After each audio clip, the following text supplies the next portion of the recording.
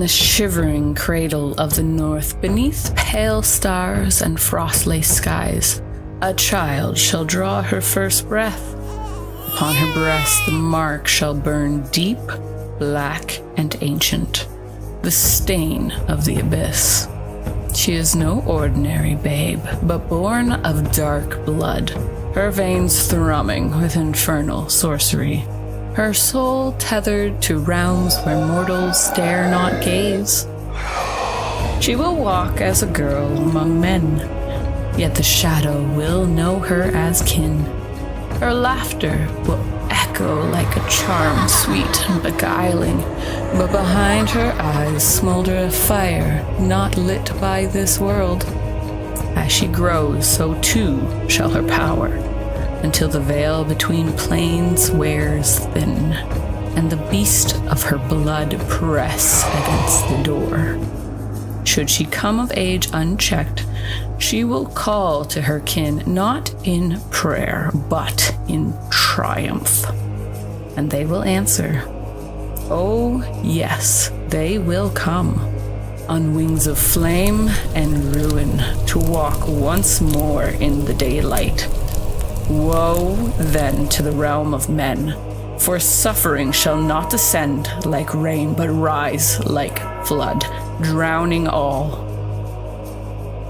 Thus is it woven, thus shall it be, unless a blade finds her heart before the hourglass runs dry.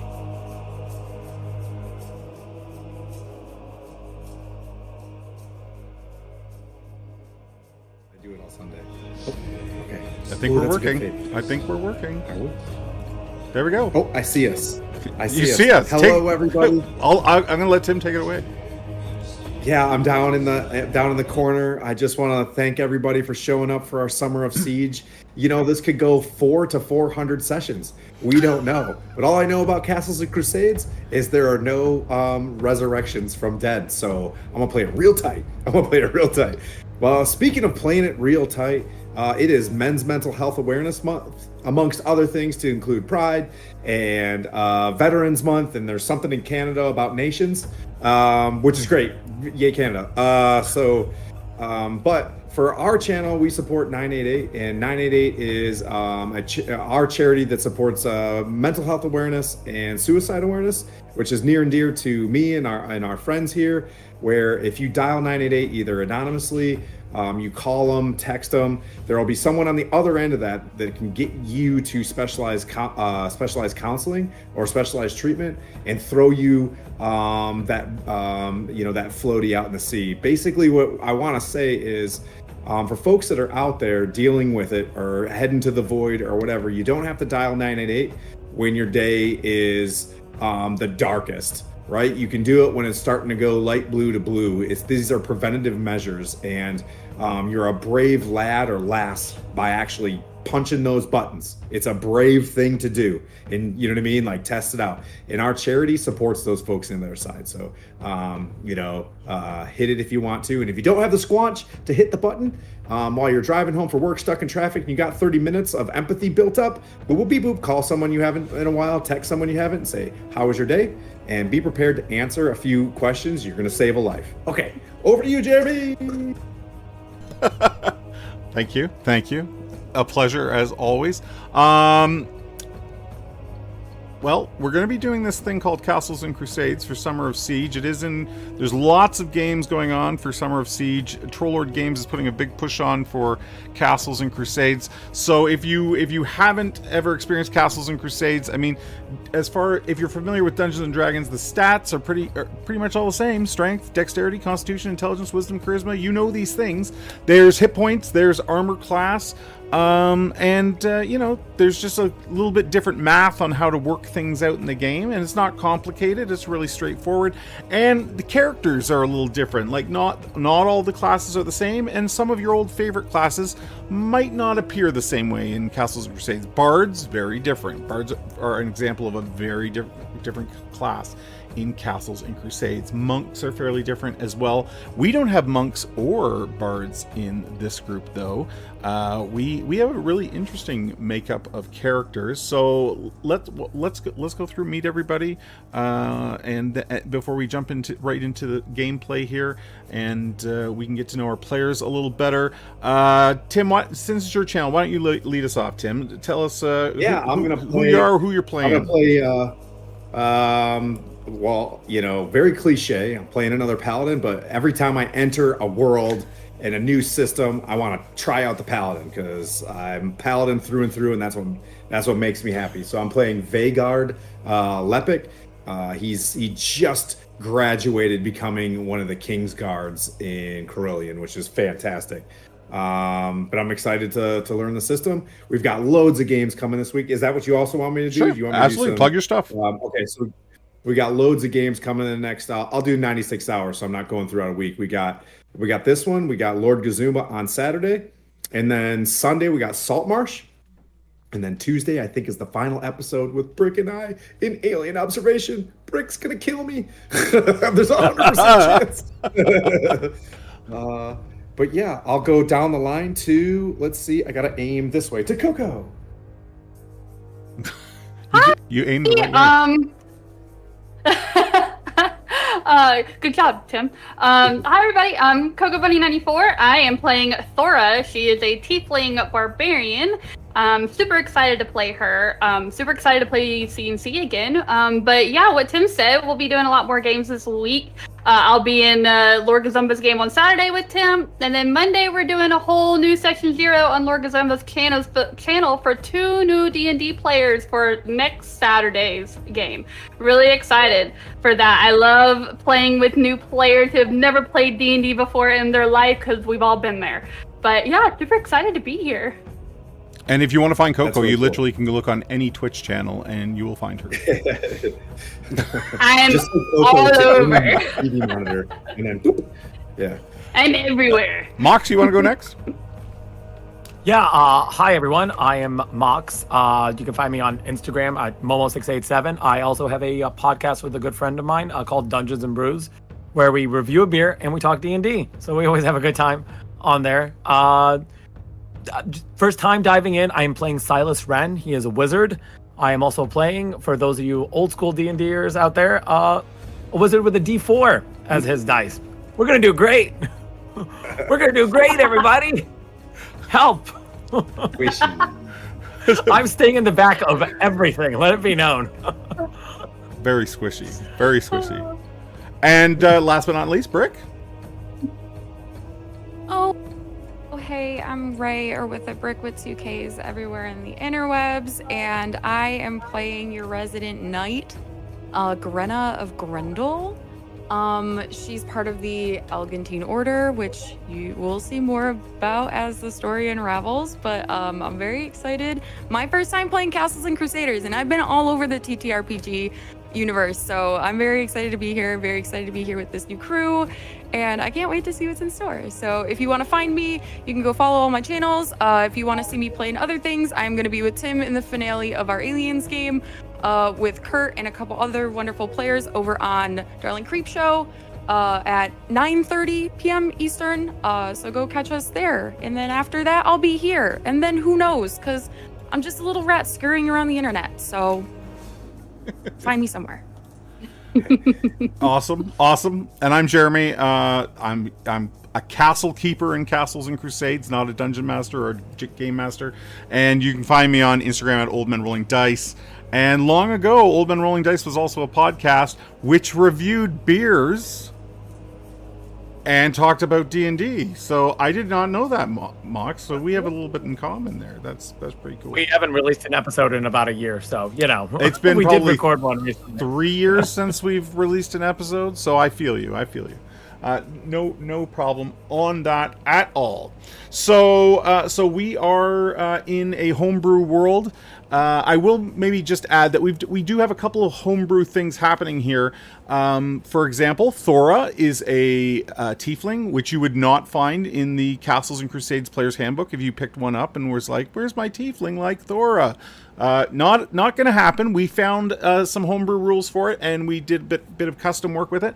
And now we have Thora, a tiefling in the world, as well for our spellcasting system. Silas will not be playing with sort of what they would call Vancian magic from old school D&D. That is sort of the set magic system for Castles and Crusades. But in the Castles and Crusades Castle Keeper Guide, there are alternate rules for all kinds of things, and we've chosen the mana channeling alternate for magic, which means Silas will get to spend points to cast spells, and should he ever run out of points to cast spells, he is allowed to use hit points to cast spells. But we did mention the D4, so beware. We're doing great. We're great. Yeah, having a great time. So I just want to throw this out there. In 2 sessions, I lost a hand already with this man, so keep it tight. I'm just saying, like, keep it tight. Don't just go punching beholders. Just great. I'm just saying. Everything will be fine. Everything will be fine, I promise. I actually took that into account when I was writing this, so we're good. We're all good. Okay, so we're just gonna jump right in here, and we're gonna start with pronounce it for me again. Veilguard.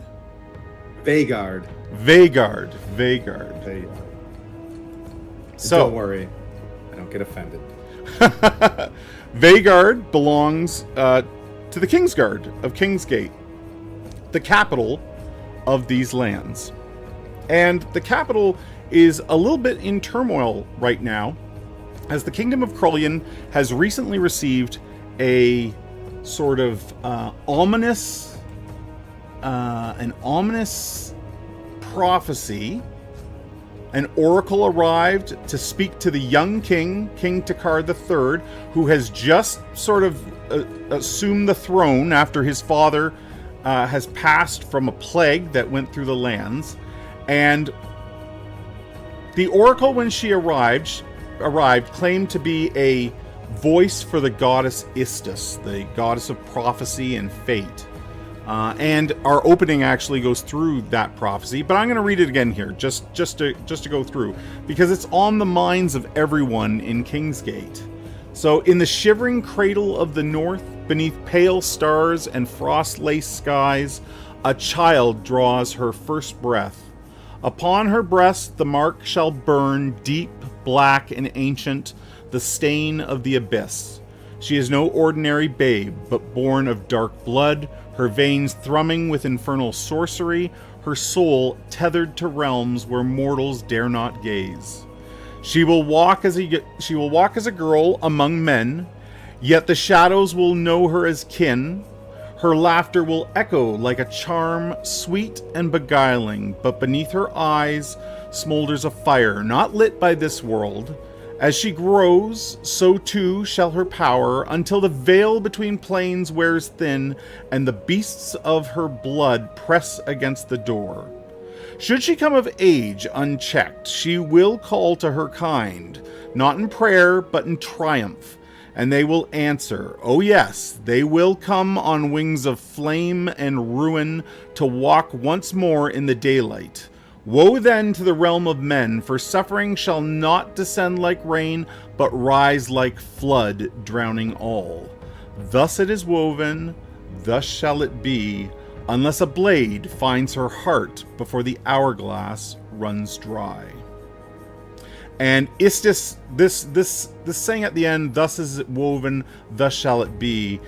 This is a common sort of mantra of people who follow Istis, and the hourglass is in reference to her holy symbol. She's sort of represented by an hourglass or an eye.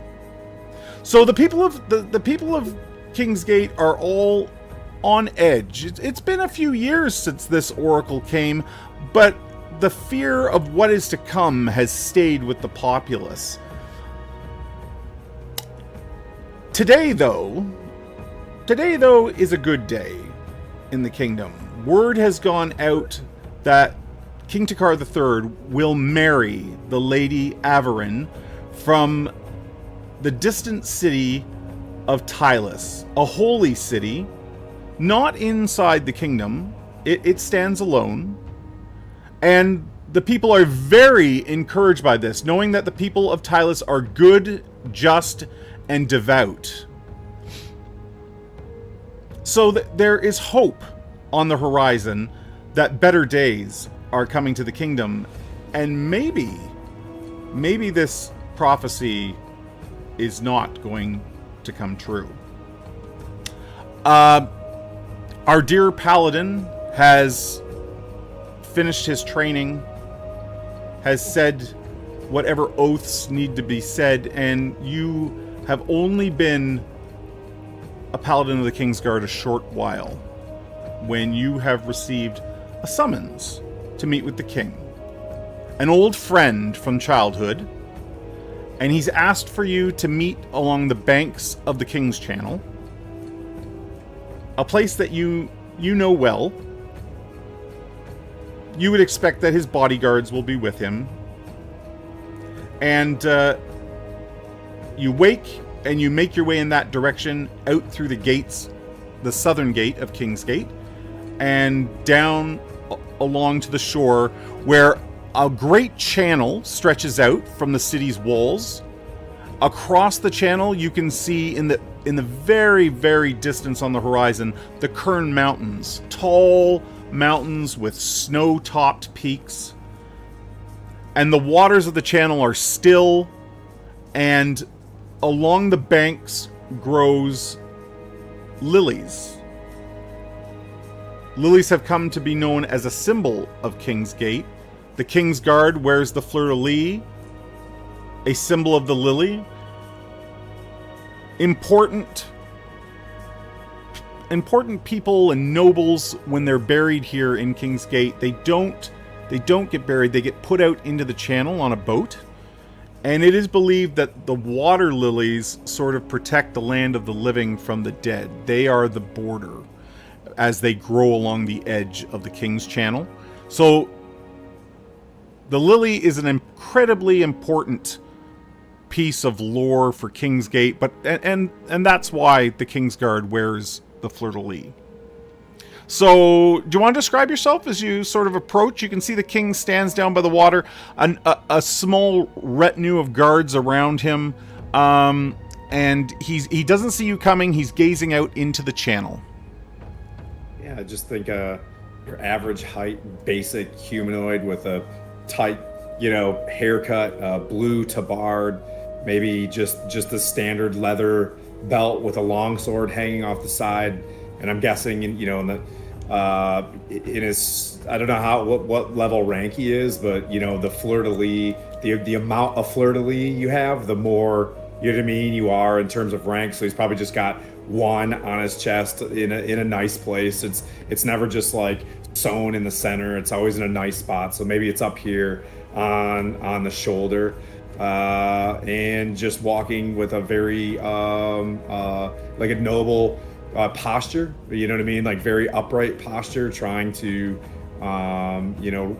present himself as professional as possible. Like I think that's the image as much as possible of the fleur-de-lis, is trying to look professional. And he walks straight up, waits for his moment in front of the retinue and the entourage to be led forward. Okay, and remind me of the pronunciation one more time. Vagard. Yeah, Vagard. No worries. You can. I'm gonna get it. I'm gonna get it. Yeah.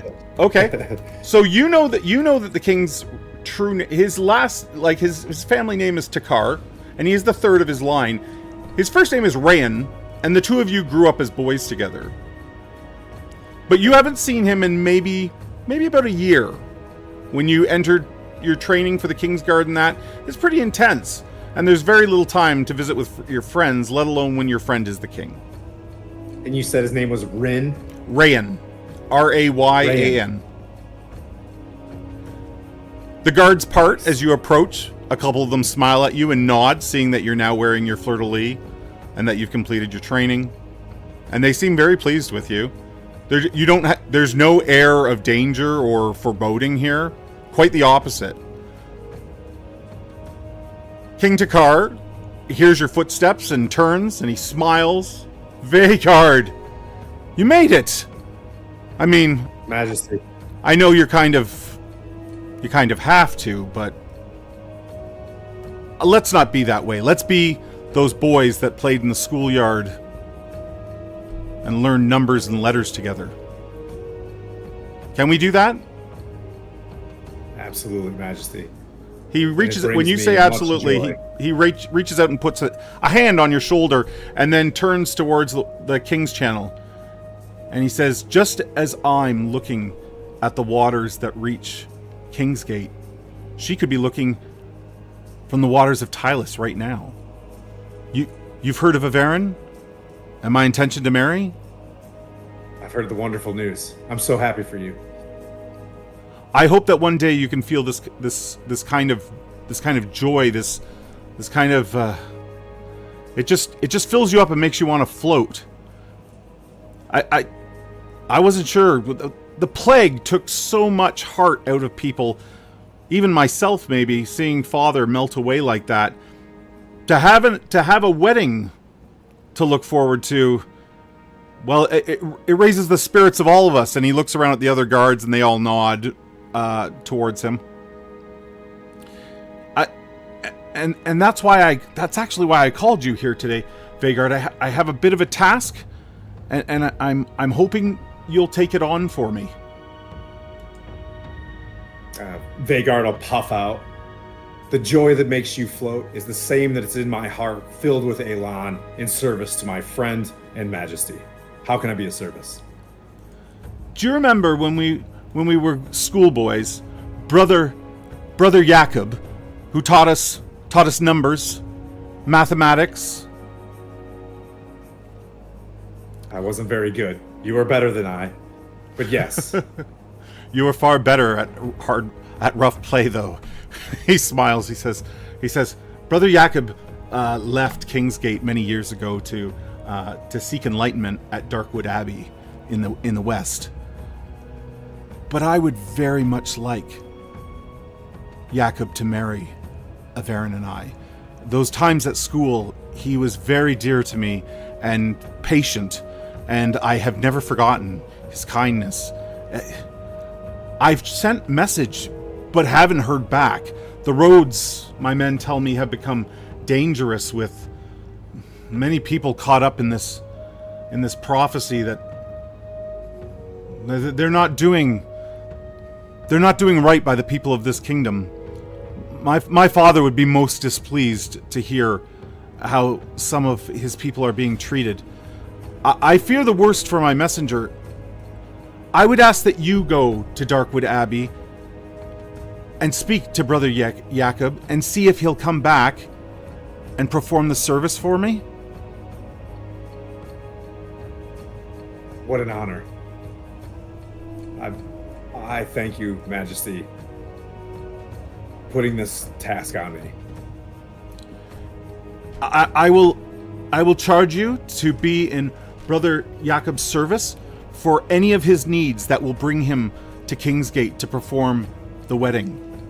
I intend to delay the marriage date until his arrival. So take the time that you need to bring him here safely. I would also ask another favor of you. I know that you are but recently a member of the King's Guard, but the Dubois family, and you're aware of them, they're nobles in Kingsgate, the Dubois family's son, Jacques, recently joined the ranks as a squire.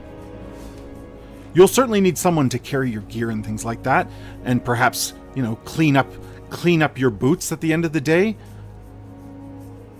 Take Jacques with you to Darkwood Abbey. For me.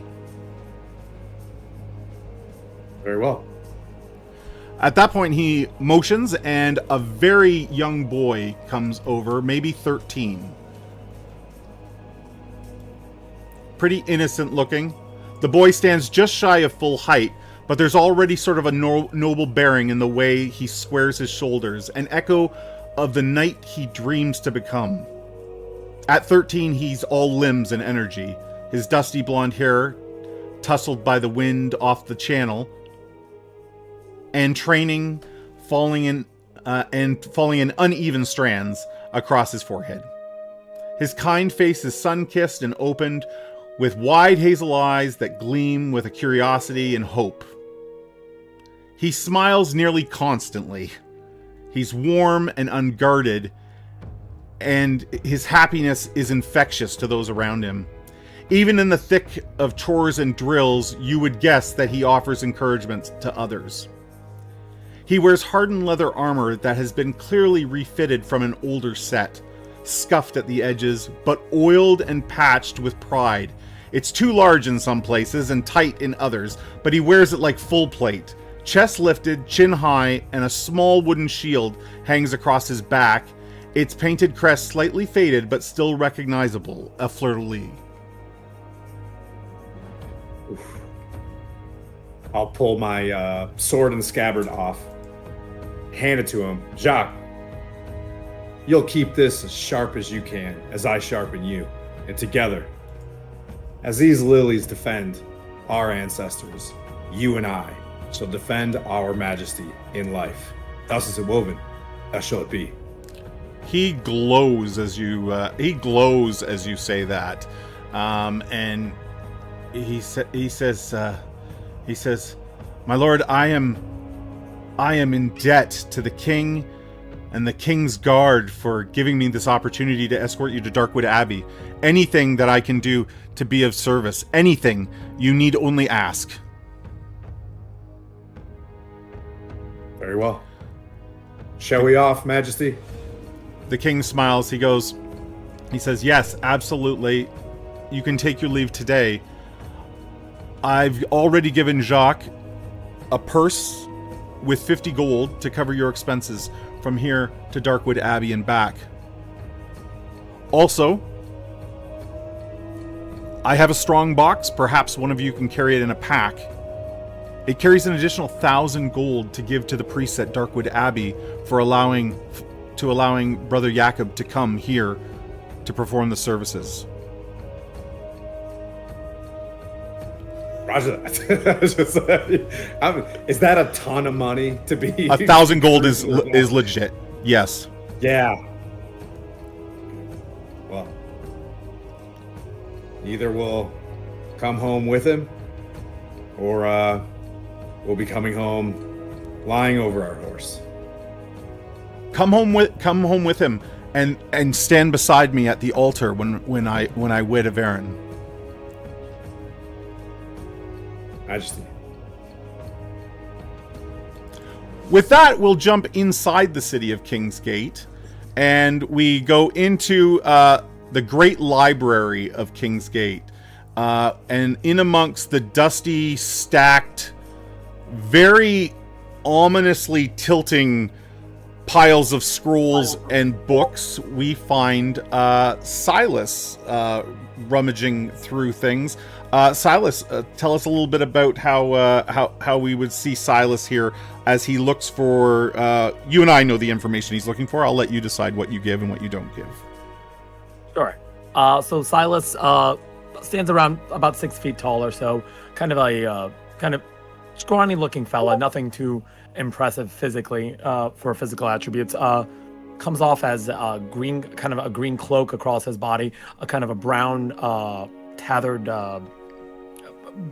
hoodie kind of up around him. His nose is buried in several books. For the most part, you kind of see different symbols on all the books. One of them in particular has the symbol of the radiant eye on it with the sun scales, kind of hinting at a certain deity.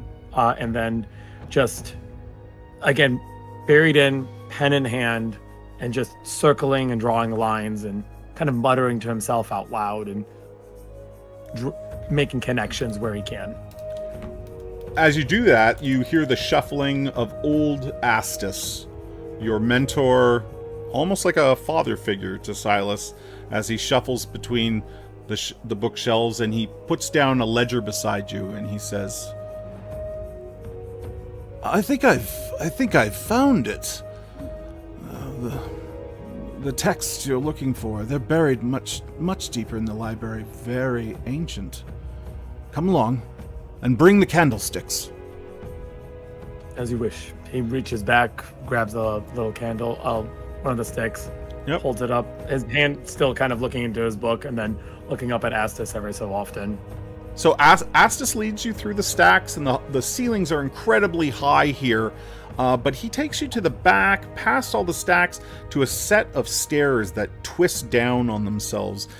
He lights a candle for himself as well as for you, the one that you're holding, and the two of you begin to descend the stairs. As you do so, he murmurs to himself. He says, I still think this is a bit folly, Silas. I don't know what you hope to find. Answers, Astus, answers. As many answers as we can find. That prophecy has taken much of not just the King's Gate, but much of the nation itself by hold. Prophecies. There must be answers. Prophecies. They come and they go. No one listens to them, Silas. No one listens to them. The people that do listen to them, they're just superstitious. There was once a prophecy that said a dragon would rise from the King's Channel. No such thing ever happened. And he chuckles to himself. No. There's always some sort of prophecy. You are not right. Fate is not for anyone else to decide except our own.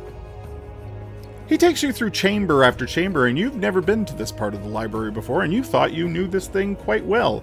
He's referencing a document in his hand, a scroll, and he every so often checks the numbering on the stacks. The Great Library is not... It's not without order, but it just holds so much that it would be impossible to keep it all straight. It just things get moved around, and things fall out of order.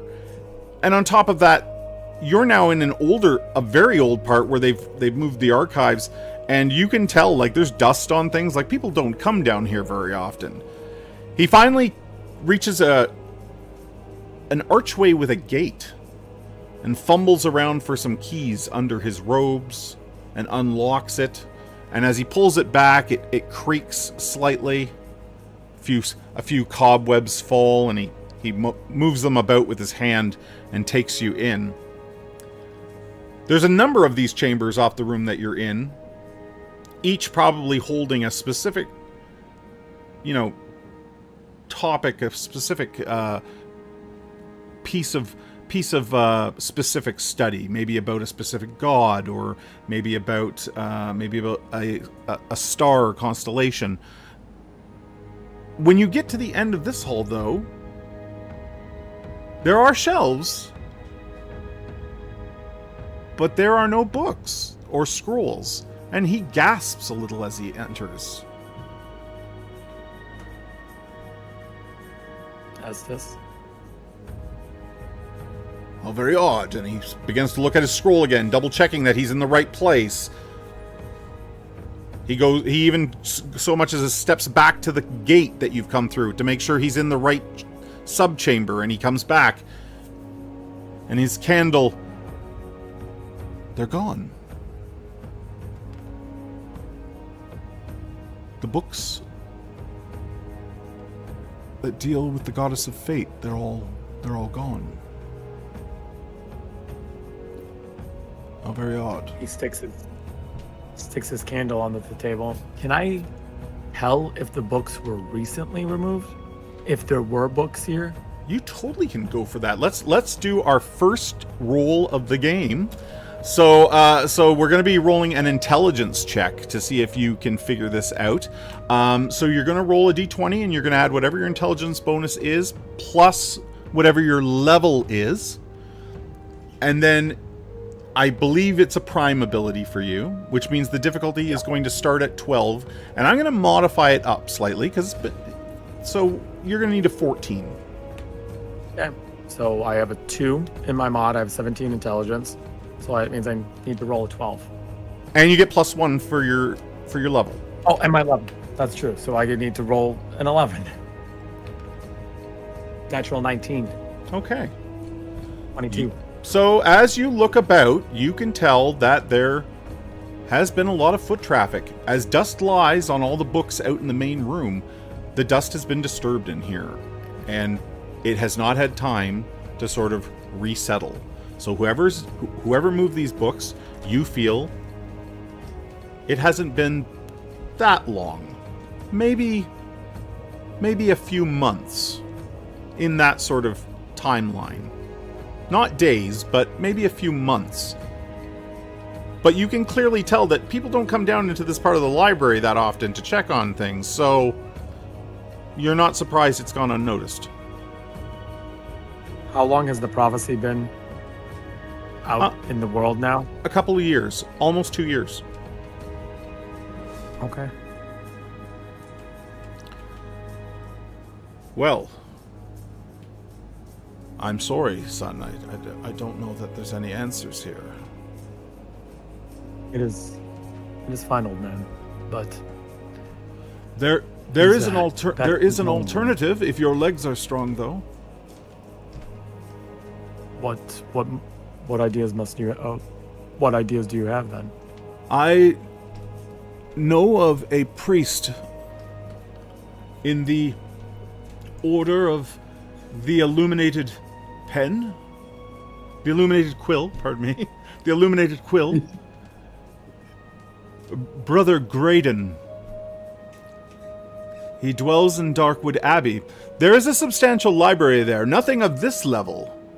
But Brother Graydon is a bit of a specialist in this field, and if our books and scrolls are not available to you here, perhaps a trip to Darkwood Abbey could unveil what you're looking for. Then I believe that will be my next destination. I Thank you for I will give you a token to give to Brother Graydon so he knows that you come from the library. I think this will earn you his favor. He takes it graciously. Yeah, Looks at his hand, he reaches beneath his cloak and pulls out this sort of small feather-like token made of you think maybe brass. It's a little tarnished, and you could even pin it on a cloak or something. But he says give this to the clerics of Darkwood Abbey. Tell them you wish to speak to Brother Graydon and that Astus of Kingsgate has sent you. I think that will be enough for you to at least gain some time to pick Brother Graydon's mind for things. I shall do so then. Thank you, old man. As always, your gifts have always been gracious to me. You don't thank me yet. You will need to take great care on the roads. We have heard unsettling rumors of brigands and bandits, and you'll also have to pass through a portion of Sila Thalor, the Great Forest, to reach Darkwood Abbey. You will need to be on your toes, Silas. I seem to have quite a bit of a journey ahead of me. I believe preparations must be well prepared. So Let's go do that then. And he begins to lead you up out of the bowels of the library. Let's jump to Thora. We're going all the way away from King's Gate, and we are just south of the town of Tesnul. Thora is on what the Gales call a grazing, and it's when young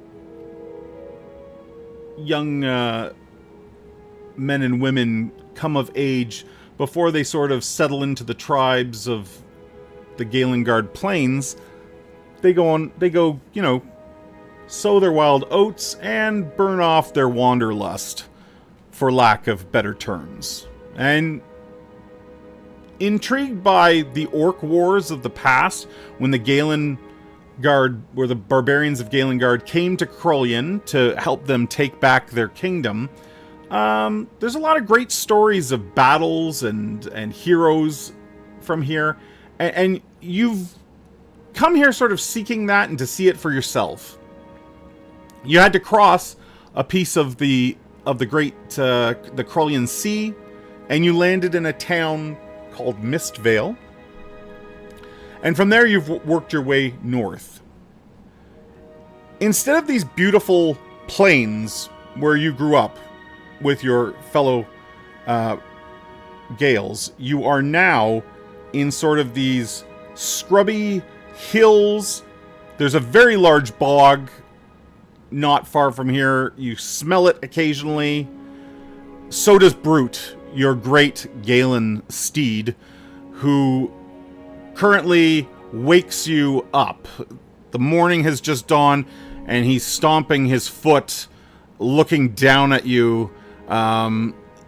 Your camp is just as you left it, on a hilltop, and he snorts when he sees you open his eyes. You open your eyes. He snorts at you, and then looks away dismissively. Gosh, but you couldn't let me have at least 5 more minutes. He But all right, I'm up. He shakes his head, his mane flowing everywhere. Now, you have seen other horses here in Krullian, but none of them compare to Brute, being a great horse from the Galengard Plains. He's at least a few hands taller than every horse you've seen here, and you can tell, having grown up around horses all your life, you can tell would run much faster than the horses here in Krullian. These are nags compared to dear Brute. So you maybe start to make yourself something to eat and, roll up your bedroll and things like that when he startles and looks south from the hilltop that you're on. She will put her hand on, his neck and pat it and say, I don't like that, but there must be something over there that's got your attention. Yeah, as you look to the south, down off the hill, you see a man. He runs on all fours sometimes, as he struggles to stand, and then he falls, trips, and he is in a mad panic dash away from something. He's running in your general direction. He's a good 100 yards from you, though. You don't think he's seen your Brute. He's so fixed on escaping. And that's when you see them. Behind him, these two sort of leaping creatures. Frogs, for lack of a better explanation. Frog men, maybe? They carry spears. And they sort of run a bit and then bounce. And then run a bit and then bounce. And he is just in complete panic mode, trying to escape them. He looks half forgotten by the world and half claimed by the swamp.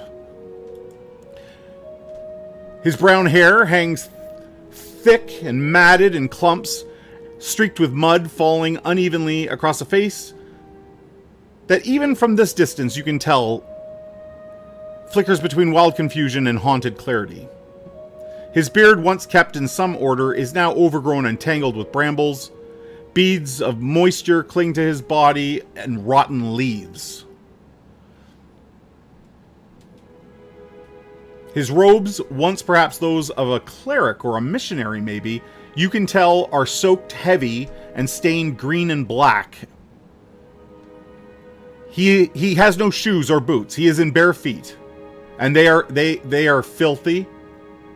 And you can tell by the way he's running that he is wounded. Probably his feet are in bad shape as he limps and crawls, and as I said, occasionally drops to all four as he tries to escape these two frogmen chasing him.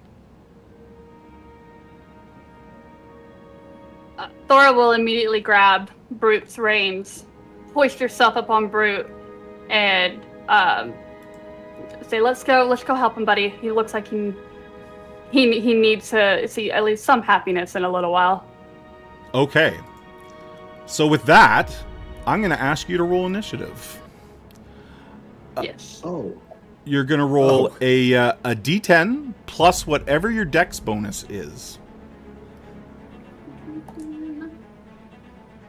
Whatever my dex bonus. I got a 3. Okay. So, and I got a 2. So you've lucked out. We're gonna move across to. Can't die on session 1 twice. That's impossible. So, can we see the map? Yes. Delicious. And you and Brute are at the hilltop, and this man has just crossed this stream. And the two frogmen leap after him, trying to catch up, and he's just managing to keep the gap between them. So you've won initiative. What would you like to do? You're gonna ride. You said you were gonna ride Brute down. Do you want to do that? Yes. So Brute To get forward. Brute can actually get to the frogmen this turn if you want to. Absolutely. I'm gonna have my great battle axe out. Okay. Do you want to take a swipe at this one then as you reach it? I sure do. I like this already. Go ahead and roll. So you're going to roll with whatever your bonus is, but because you're mounted and you've done a full charge here, you're going to get +3 to hit, plus whatever else you have. So +1 for being mounted and +2 for a charge. Okay. So let's see. That's going to be a 15. That hits. So as you ride down, like you just see this frog at the last minute realize his focus was completely on that man. And as you and Brute come down on him, his little, well, not little anymore. They bulge on top of his head, already bulging out as you bring the axe down. How much damage? Ooh, max damage. That's 9 points. So the axe, falls right between his two Kermit-like eyes. And there is a great gout of blood as we've struck our first kill of the game. And the man just keeps running up the hill. This other frog-like creature leaps in your direction, bounding over you, and takes a swing at you as it passes overhead. Now, because you were in a charge, your armor class is going to be 2 lower than it normally is, but I think you're okay, because I only rolled a total of 9 here, so that is not going to be a hit. Yeah, that misses. Yeah, so he leaps over you and misses with his spear, landing on the other side, and now we're going to roll initiative again, as we'll do this Awesome. every round. This time I got a 7, a little more tricky.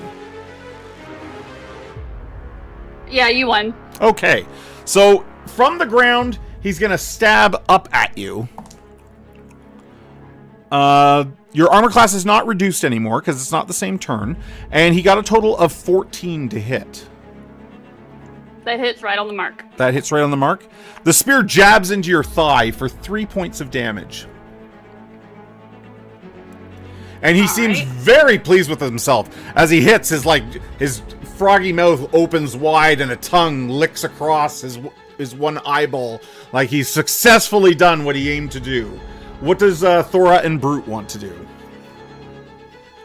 She's going to immediately flip herself around with her great axe and swipe at the frog thing again. Excellent. Take your attack. Ooh. And plus, right? You said pluses since I'm mounted? +1. Turn? Yeah, +1, because you didn't charge this round, but you're still mounted. You're above him. +1. A dirty 20. A dirty 20 hits. A dirty 20 hits. And how much damage? That is going to be 5 points of damage. Nice. The tongue hasn't even finished rolling across his froggy eyeball when your axe comes down on top of it, and he crumbles beneath the weight of that. And as he hits the ground, Brute goes one step further and stands on his corpse, pushing him down into the soft creek bed. The man is still running as you look back to see where he's gone. I flip back around, I grab Brute's reins, and I run after him. Nice. So it's not long before you catch him. Like, it's no problem for Brute to catch up to this guy. And he looks back and he sort of sprawls out onto his butt, and he's like, no. Whoa. I just killed those things for you. It's a lie. It's all a lie. I need to reach the Abbey. Well, how far is the Abbey from here? He tries. You can see that he's trying to work numbers out in his head. He's trying to make sense of that, and he's just Abbey, and he points north. Well, I think Brute has some room for you if you would like to join, and I have some bandages to bandage your feet with. So you get down. If you don't mind. Yeah, he allows you to do that. You hop down and you bandage his feet, and he keeps mumbling to himself things like, "Threads, they've gone slack. She doesn't weave anymore. The bog will show you what she hides. It's a lie. It's all a lie." All right, well, you have definitely had a great ordeal, sounds like it. After she bandages his feet, she'll kind of like hoist him on Brute, and then hoist herself up behind him and, grab the reins around him so he doesn't fall off. Okay. And then you start riding north? Yes. All right. Well, let's go north then, and we're going to head to Darkwood Abbey. We're going to go back to our map here, and we're going all the way up to Darkwood Abbey here. And let's get this music going. So, Grenna. It's a hot day at Darkwood Abbey, and you are in the arena. You have just finished battling on foot and besting one of the knights that you're required to best so that you can take your oath. They lie against a fence, groaning from the bruises that you've left on their side and their legs and their shoulders. And a squire brings you over a bucket of water to sort of cool yourself off with. And a few knights walking by smile at you. Well done, they say. Well done. And all of them, all of their armor bears the symbol of the rose. Grenna, in this moment, kind of like a boxer in the corner of the ring during a moment of reprieve, is just sweating and panting and, elbows on knees and taking the wet rags and kind of wiping themselves off, and looks up at the other knights that pass and says, "Thank you. Appreciate it so much. It's worth it. It's all been worth it." As you're doing that, and the water's cold, and Darkwood Abbey sort of looms beside your encampment. The abbey crowns the crest of a steep hill, its gray stone walls rising stark against the ever-shifting skies. Time and wind have weathered its surface, softening the edges of the masonry and darkening the old carvings of suns, stars, and flowering thorns that decorate its archways. High above, a bell tower reaches skyward, its bronze bell silent unless called upon in prayer or peril. To the west of the abbey lies the barracks and training grounds of the Eglantine. Am I pronouncing that right? Eglantine? Elgantine. Lies the training grounds of the Elgantine Order, a martial order of knights sworn to defend the abbey and stand watch against the shadow of Sila Thalor. The ancient forest looms just beyond. The knight's heraldry, a thorn-wrapped rose on a crimson field, is carved into shields and burned into training dummies. Sparring echoes faintly in the morning. Sentinels patrol the abbey's stone walls at dusk, and eyes often turn north. Below the hill, and just past the training grounds, is nestled in the bend of a slow silver river, the village of Thornton. At its heart stands the earthy rose, a sprawling timber-beamed inn, with rose-carved lintels and a garden that somehow blooms year-round. Smoke curls from its hearth, and its warm glow often reaches the abbey's walls on cloudless nights. As you take a moment to regain your breath, and you wipe some of the, like you said, like a boxer, you're sort of wiping some of the sweat away, you hear a horse approach from inside the ring, and Esha sits atop it. She's tall and broad-shouldered and honored by the years of training and battlefield command, and her athletic build speaks of discipline and relentless effort, the kind of strength born not just from raw power, but from purpose. Her hair is a striking rose color, vivid and unmistakable even when bound back beneath her helmet or braided for war, and it catches the light like burnished copper tinged with blush, a bold contrast to the cool steel that she wears. A crimson cape hangs from her shoulders and flows down over her horse's rump, trimmed in silver, rippling behind her like a banner in motion. Her stance in her saddle is upright, chin high, and her gaze unwavering. Her eyes are sharp and intense, and she carries the proud glint of someone who has earned every accolade and wears none lightly. When you're done resting, sister, you will mount, and for your final bit of training, you will land a blow on me with lance, or you will not take your oath tonight. It will be done. She's all business here with you, but you have had drinks with Esha, and she is really a good friend, but she's bringing about the formality of what you're about to swear to tonight. A squire runs over with a practice lance, and your horse is brought to you. Harpsichord is not a full-blown warhorse yet. They have training to do, but you've got a very good relationship with her, and you trust her when she's beneath you, even though she has not been battle-tested yet. So, let me just bring up our training ground here. As Esha and her great horse sort of move about past the stone in the center for duels so that you guys can get a clear run at each other. One lance blow. One lance blow. And a lot of the guards that are like a lot of the knights that are leaning on the fence posts and that, they're like, "Unseat her, Grenna! Unseat her! You can do it!" And they're very much rooting for the underdog here. There's a moment of like small confidence and the very deepest of breaths.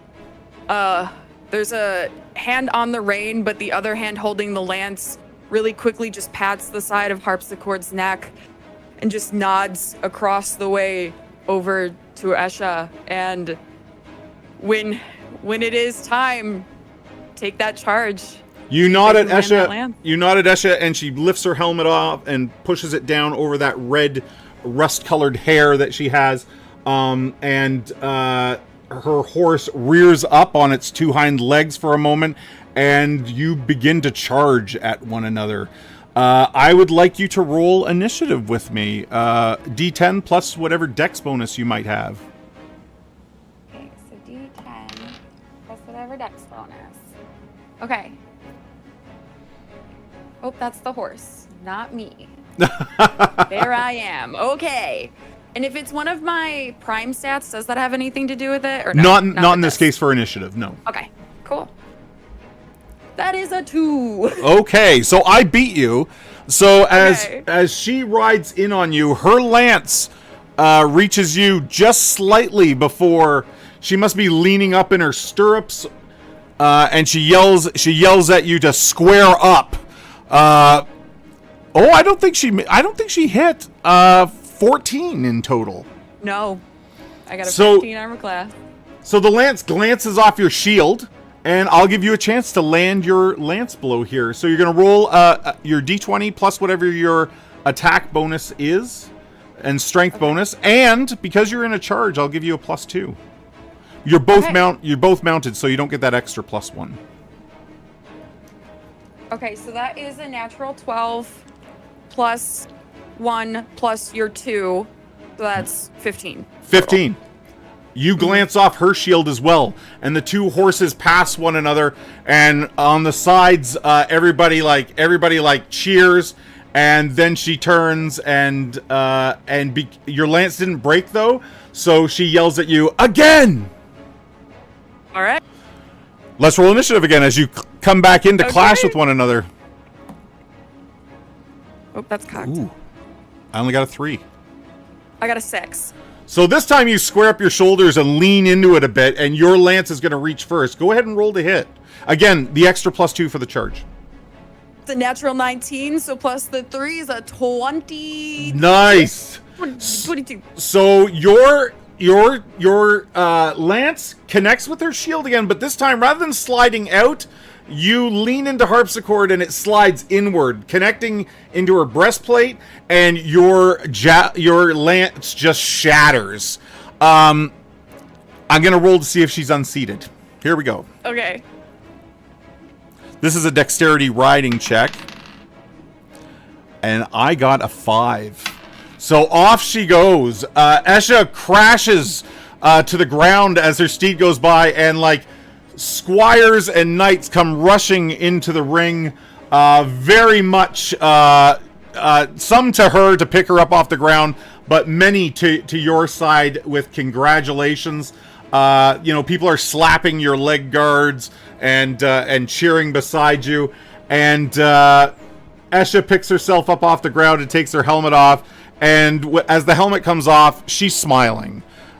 Clearly happy with what you've done here, and she bows to you from across the ring, and then walks over, takes harpsichord by the reins so that she can help you down. Well, go get cleaned up, some better livery perhaps, and meet us at the shrine for your oaths. And you'll spend the night there, contemplating and thinking about days to come. And she'll go in to brace her in the back of her neck and just put her forehead helm to helm, and just say, "By Blossom and Blade." And then she lets her go in a joyous push, and then just turns around and starts to go into the revelry with the other squires and the other knights, and just hugging and the chest bumping and just enjoying that small victorious moment before they start to head to their private quarters and get ready for the ceremony. Yeah, very much. No jealousy here. A pride amongst everyone that they will soon have another sister amongst their ranks, and that the order grows. So you go and get ready, and the sun has gone down now when you reach the shrine. Let me get a different music on here. This is maybe a little too peppy. You reach the shrine. It's a small chapel-like building. Inside are a number of symbols to deities of what we would consider the good pantheon. All of your brothers and sisters are gathered here to watch you swear your oath, and then you'll be left alone in the shrine to meditate for the evening. Esha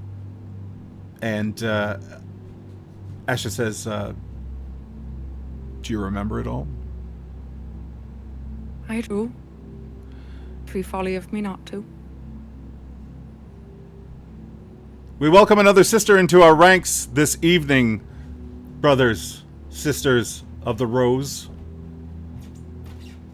Our numbers are small, but we are proud, and we know that the fight with the goat is never ending. We must remain vigilant at all times and be the thorns that stand between the kingdom and her evil powers. She then, everyone nods, and a number of the knights repeat it's blossom and bloom, right? Mm-hmm. Yes. So that sort of is a whispered. Everyone sort of whispers that underneath their breath.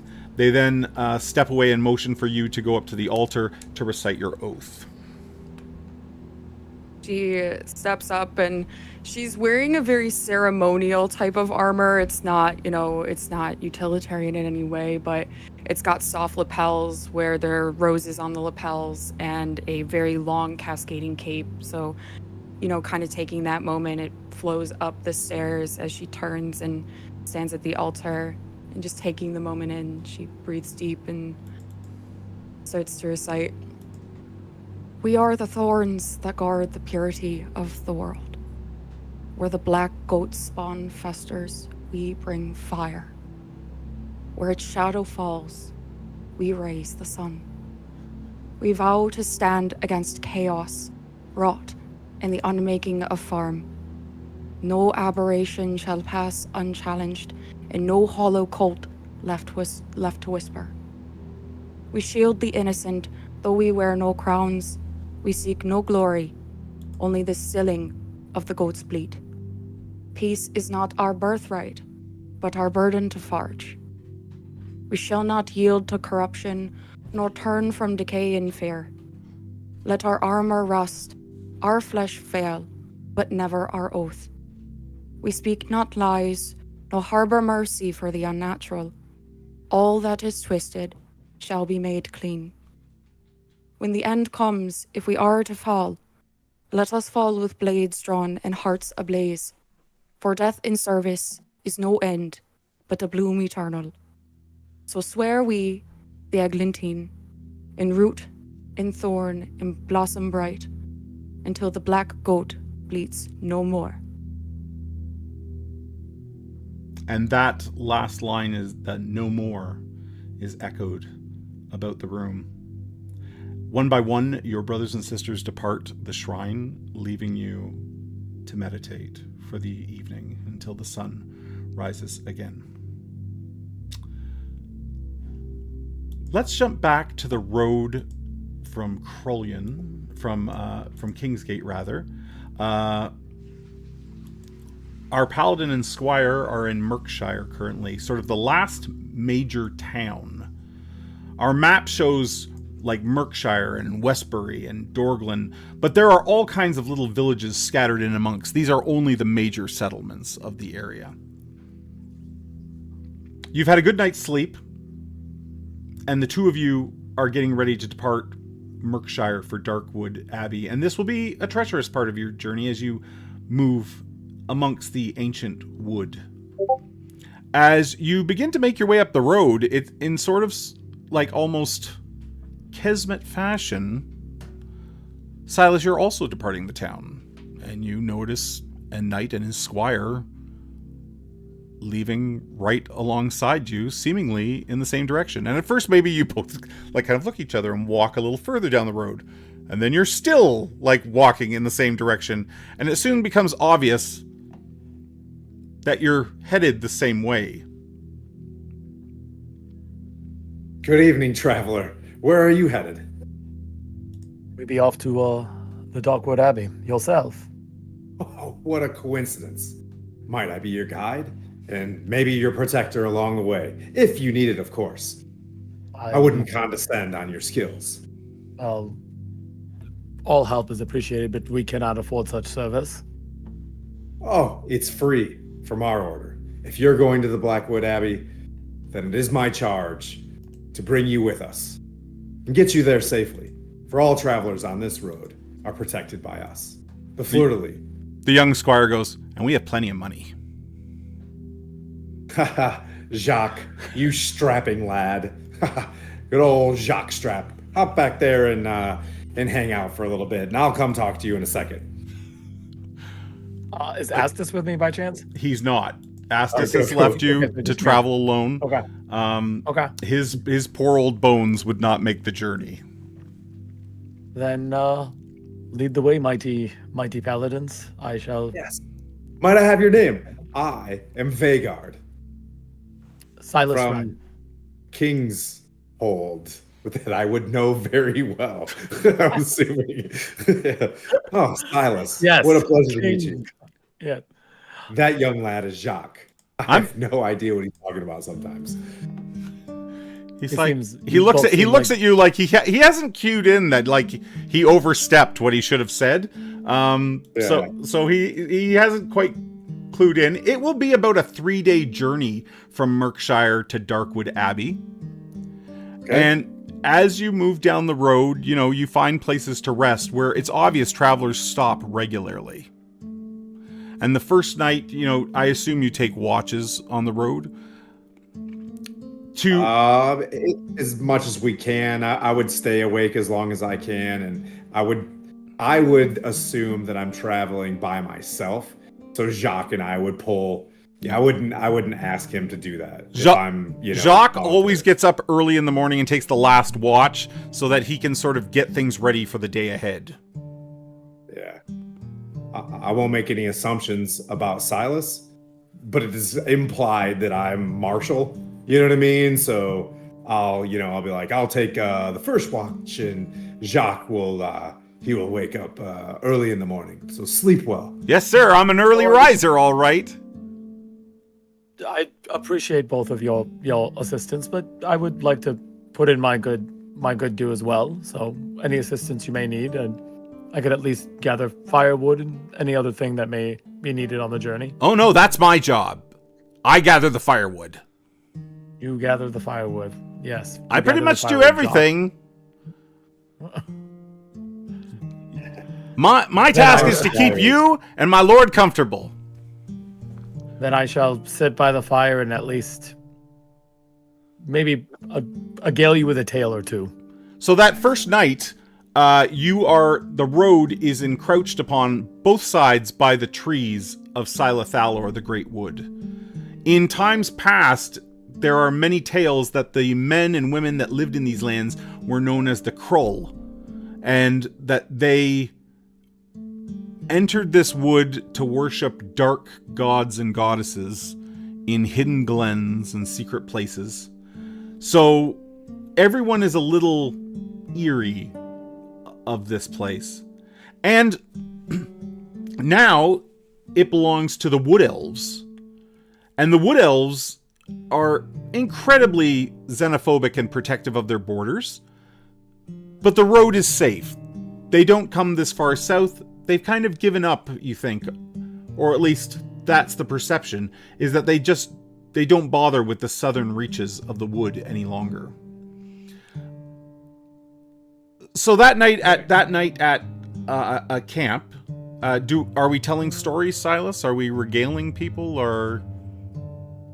I think I would probably think of a tale that I may have read in a book. Yeah. Maybe something along with a mighty hunter that maybe lived within the forest themselves and who befriended a bear of sorts, and they became close traveling friends, and how at the end that the bear may have given his life for the hunter, and that the moral of the story is that the woods are not necessarily your enemies. Jacques is fascinated. Not Jacques, that's what I wanted. And the first night passes without any trouble. You wake in the morning, there are no other travelers on the road, and you begin your trek again. The second night, you put down camp again, and much of the same. This time Jacques starts telling stories. Sorry, go ahead, Tim. Are we mounted or are we walking? You're walking. Unless you have a horse. Okay, I don't think you have a horse to start, so. You're not. No. You're not. We're just flipping it. This Yeah. is great. Yeah. So the second night you again find a place to camp, and he begins to tell you tales of Wyvernmoor, where he's originally from. A great mountain fortress city by the sea to the south. It makes up the southern border of Krullian, and the people there are very known to be very noble and sticklers to the rules. Very, if we were working alignments, very lawful good in Wyvernmoor. Very much so. And he tells you, growing up, he is the ninth son of the ninth child of the youngest of a great family, and they've sent him off to King's Gate.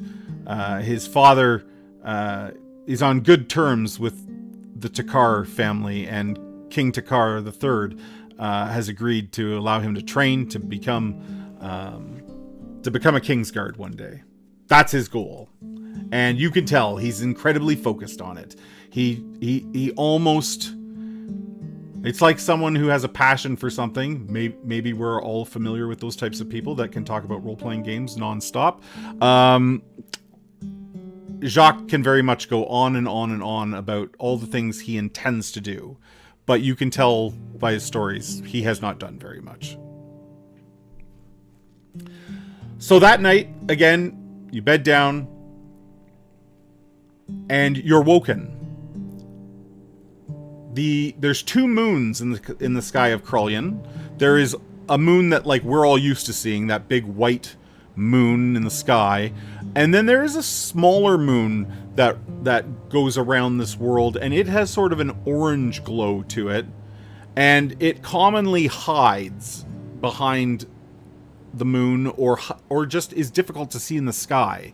It would only be about a quarter of the size of what we would consider the regular moon. Both of them are shining down though, and the campfire has gotten a little low, and you wake to hear Jacques crying out, and he says, Vhagar! Lord Vhagar, the ground it's moving! Okay, Jacques. And I'll kind of put my hand on his shoulder and take an assessment. Okay. And Silas, this has woken you as well. As you put your hand on Jacques and take an assessment, and Silas is also woken, sure enough, a great blanket of tiny insects is crawling through the camp from the north side of the trail. Tiny spiders, thousands and thousands of them, move across the ground, crawling past you, paying you no mind, obviously going around the fire and continuing south into the woods on the other side of the road. And they push past you in great numbers, crawling over your packs and anything that lays on the ground.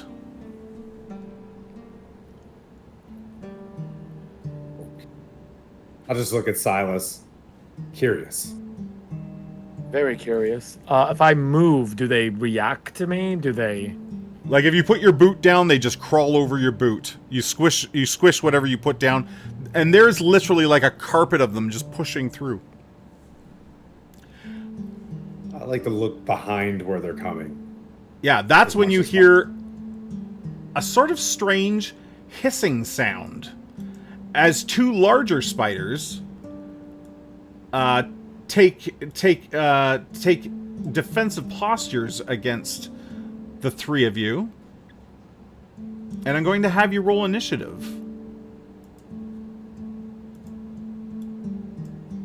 Trays.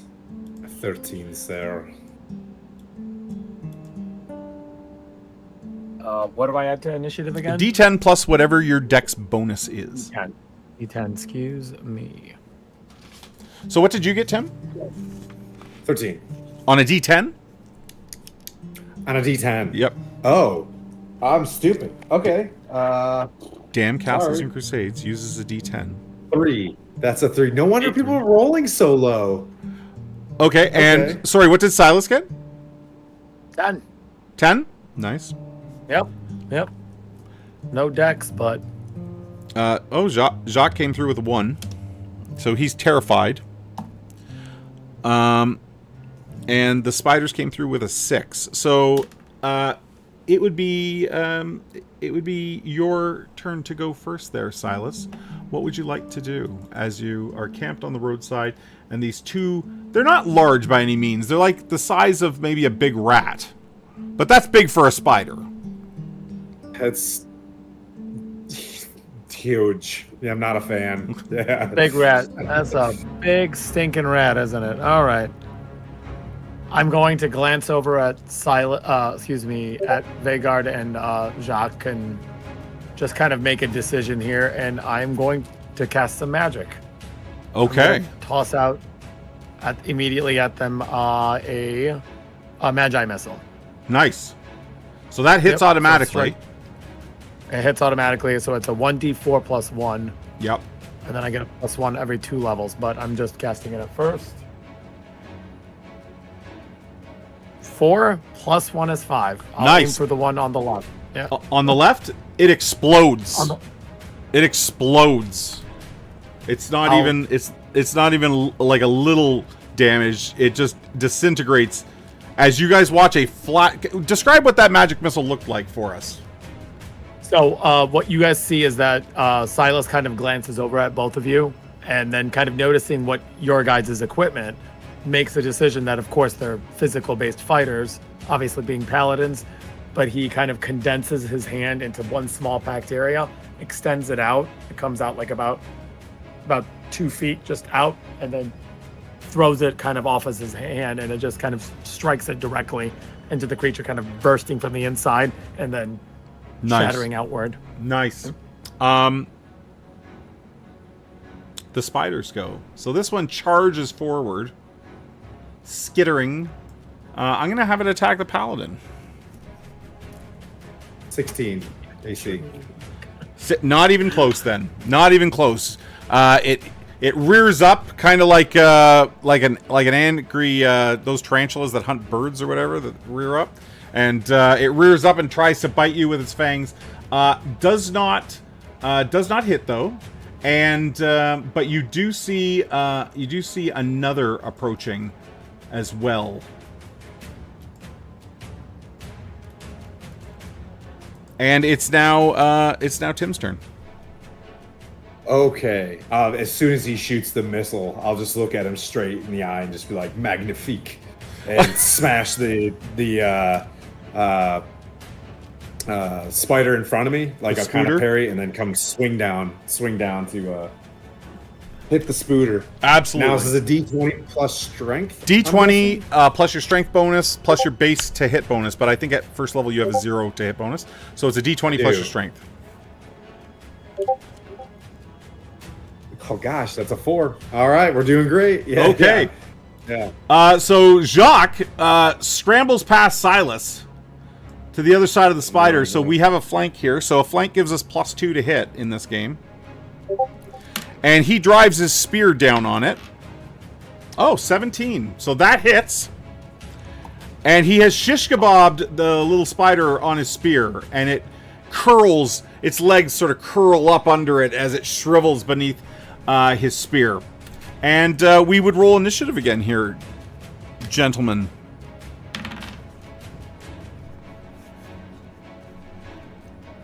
Jacques did much better this time. I got another 10. Nicely done. Nicely done, Silas. How about Tim? What did Vegard get? What? 3. 3? 3. And the spider... Oh, it did horrible. 2. Okay. Silas, what do you do? I think first I'll probably step back about... I can only do, remind me again, one action in a movement? If you cast, you can't move at all. Got it. If you're going to attack, you can do a half move. If you move more than half, then it's considered a charge, and your armor class goes down, but you get a bonus to hit. That's what it is. All right, then I will just stay as is, and they're like, well, at this point, and I'll toss out another Magi Missile. Nice. This time it is a 3+1, so 4 points of damage. That's still enough. Another pop. And the blanket of spiders then rolls by into the wood on the far side. And Jacques stands with mouth agape looking at Silas, as spellcasters are not a common sight, and in many cases because they believe their magics come from dark places. You know, the prophecy has only further heightened sort of fears of spellcasters. And he looks at Vagard and says, He's some kind of sorcerer. As he shakes the spider off his spear, like, yeah. And it's a blessing. A blessing? Nameless hero. Magic is just the way of the world, boy. So speak of things that you do not know of and learn to educate yourself, I suppose. But all it is just a teaching, an understanding of the world. Whether it's good or evil, it does not matter. It matters how you use such things.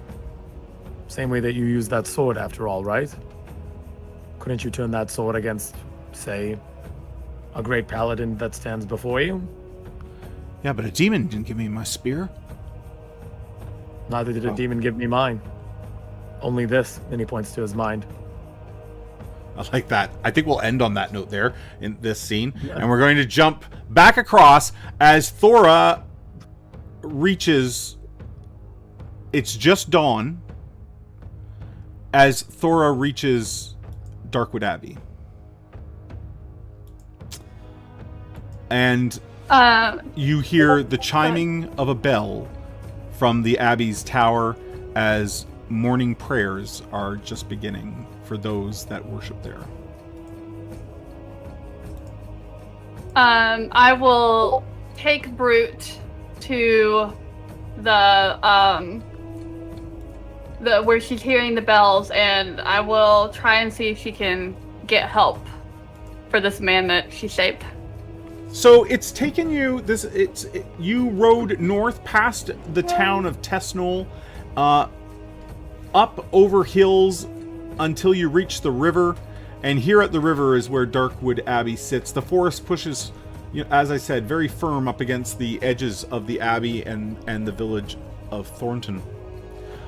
As you ride in, the man is unconscious and has been since he fell asleep last night.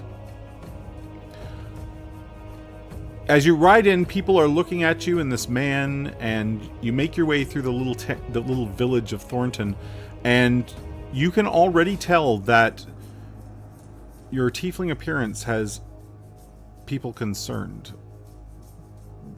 People whisper and point and watch, and you don't think they've seen anyone like you before.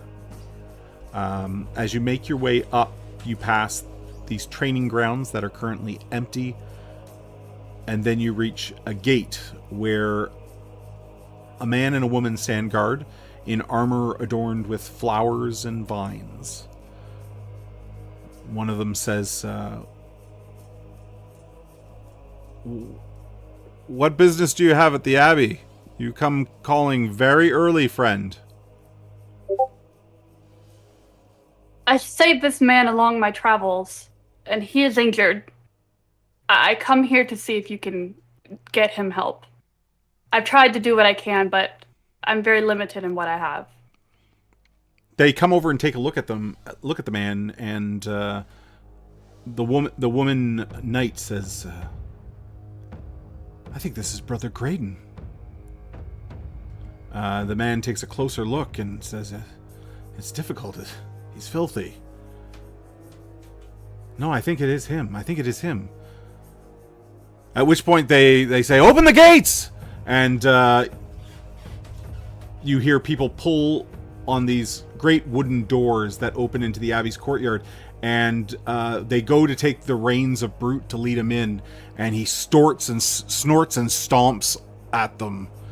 And the guard, the knight's like, "Okay, just if you could Take Brother Graydon into the courtyard for us.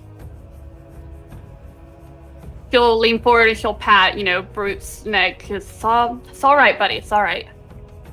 And she'll lead him forward. Yep, you ride in, and a number of people are already coming out of the abbey. There's a couple of buildings here. There's a small shrine to one side. There's the abbey itself, and then there is living quarters for the priests and clerics that live here. And a man approaches. He well dressed with graying white hair. He carries sort of an air of dignity about him. His gray hair is neatly combed, and around his neck hangs a polished holy symbol that looks like a radiant sun. His eyes are his most striking feature as he approaches you. They're calm and clear, the kind that meet yours and seem to see not just your face, but the weight behind your words. They hold the dim peace of a man who has wrestled with doubt and emerged faithful. And there is sort of a quiet power about him. May I have your name? My name is Thora. I am Jakob. And you have reached Darkwood Abbey. And I think you have a dear friend of ours upon your horse. If you could lure him to us, we will make sure he receives appropriate aid. So I'll pick him up under his arms, and lift him up, and kind of lower him down. Yep. I'm not getting off Brute.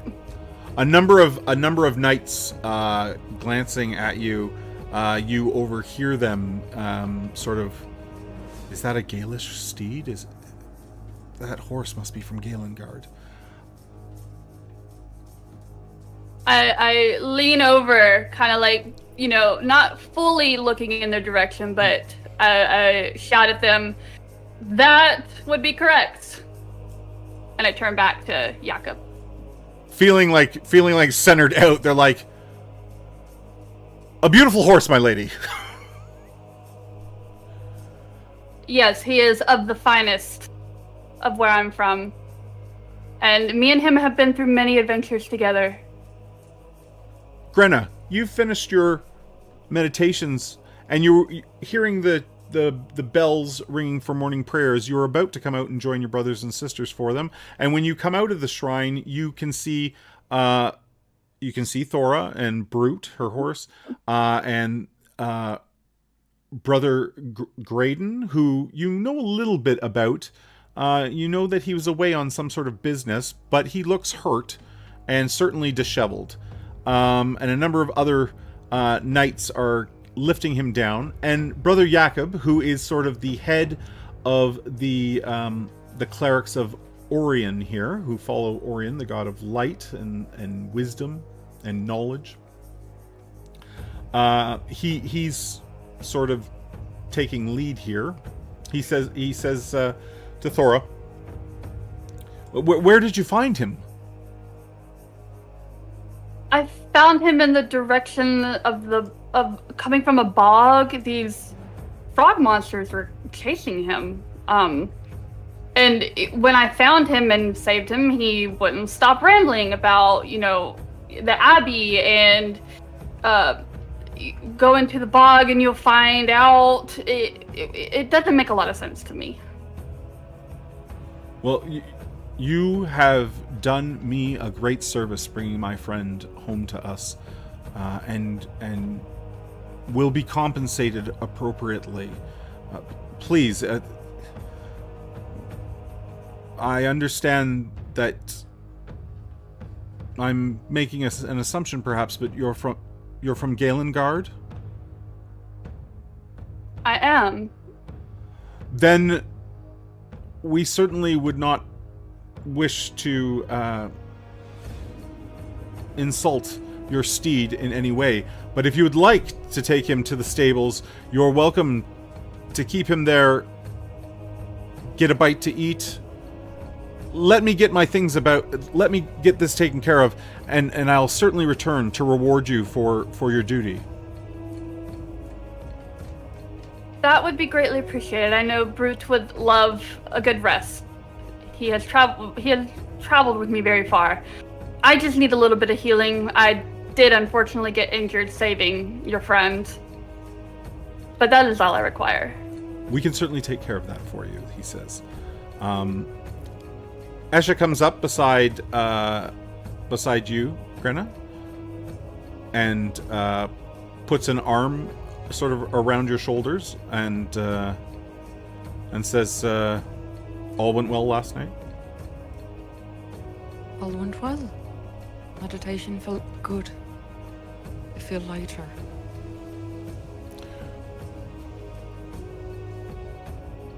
Go and grab something to eat, and then come and join me. We'll see what all this with Graydon is about. Aye. It is quite peculiar. We'll say that. Did you ever meet, as the DM ruffles through his notes, did you ever meet Stephen? The humble, they called him. He was a bit of a braggart. I don't believe so. I may have heard of him, but I don't think I've met him personally, no. He's a thorn like you and I. And she says that with a little bit of pride to be able to include you finally. He went with Graydon to the bog, but I do not see him returning, and she looks around to make sure that she hasn't missed him. No matter. Go and get something to eat. Meet me at the Abbey's doors, and I will see what Jakob has in store. Aye. And she'll skitter off. Okay. Thora, they take you to somewhere where you can put Brute in sort of a fenced in. He certainly wouldn't need a fenced in pen, but they do that with their horses, so they just sort of point you in that direction. But there's food and water there for him, and certainly a place that he can rest. And then you're guided back to the Abbey. At this same morning, Vagard and Silas, you make your way from the east into Darkwood Abbey and past Thornton, up the hill. The gates stand open. There's been some sort of a disturbance here this morning as men and women wearing the rose move about, as well as clerics of Orion also shuffle about, and there's a bit of a gathering in front of the Abbey itself. I'll step a little bit forward in front of Silas, and I'll put my hand on Jacques' chest to give him literally just like pressure to push him back. That I haven't yet, but just enough to be like, this isn't for you. And if I see someone, I'll say, hell, just to like a meow. You know what I mean? Can they? So they can see us, As you put your hand back on Jacques, he's like, the Atlantean Order, they fight the goat. I've read about them. Noble Knights. Do I know anything about them? I would say that you probably don't know too much detail about them, but this is their base of operations, Darkwood Abbey, and they are specifically sort of stationed here watching the woods in case dark things decide to return from it. Can I get slowly the pronunciation of the order? Englantine? I'll let Eglantine. Eglantine, got it. I'll never mess it up again. You're good. Got it. Eglantine. Freud says say it 18 times to leave. Got it. Okay. Yeah. And you're gonna and they come forward. Yep. A number of those gathered in front of the Abbey turn, and the wise old man that I described previously sees you and sees the fleur-de-lis. What a strange morning. What brings the Kingsguard to Darkwood Abbey? Good morning. The Kingsguard is here on behalf of the king, actually. I'm here to seek audience with a priest, a great priest named Jakob. Yeah, you know Jakob because he was a teacher. This is him, but he doesn't recognize you all grown up. I'm sorry. Yeah, no, that's fine. Yeah, you might not remember me, Jakob, but I am Vagard, friend and loyal guard to His Majesty Takar III. I come to seek audience with you. Vagard. And this is my friend Silas. He's coming to Darkwood Abbey as well. He comes over and my squire shakes Oh, both sorry, go ahead. he shakes both your hands as you're introduced. Pleasure. I do one of those. He says you've caught us at a very difficult time, and then I'll say Thora comes back from the stable area. This woman brought a good friend of ours back from peril. We're still sorting things out. Please be patient with me, and we will get to the king's business soon. Do you need aid? So I haven't used it yet, but I do have divine health, and is that like a lay on hands? It removes disease. Oh, okay. Well, can't help you. You can heal, I think, 2 hit points a level with like a lay on hands ability as well. Lay on hands, I do. If you need, like. We will see what needs to be done, and then he motions for everyone. Let's go inside and discuss this.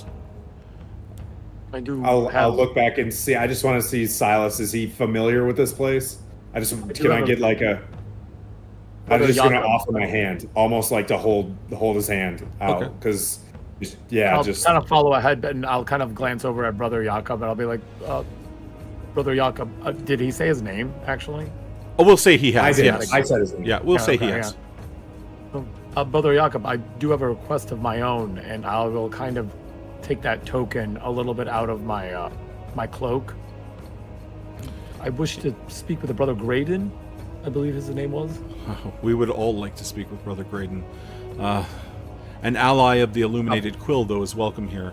And as I said to the Kingsguard, be patient with me, and all things will be discussed. Everyone is sort of shuffled into the Abbey, and it's not long before you're sitting at a table, and some light food and refreshments have been brought in.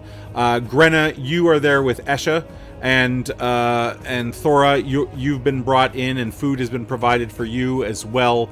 Brother Jakob and a few other clerics sit in the room, and Esha is sort of the representative from the Eglantine Order, and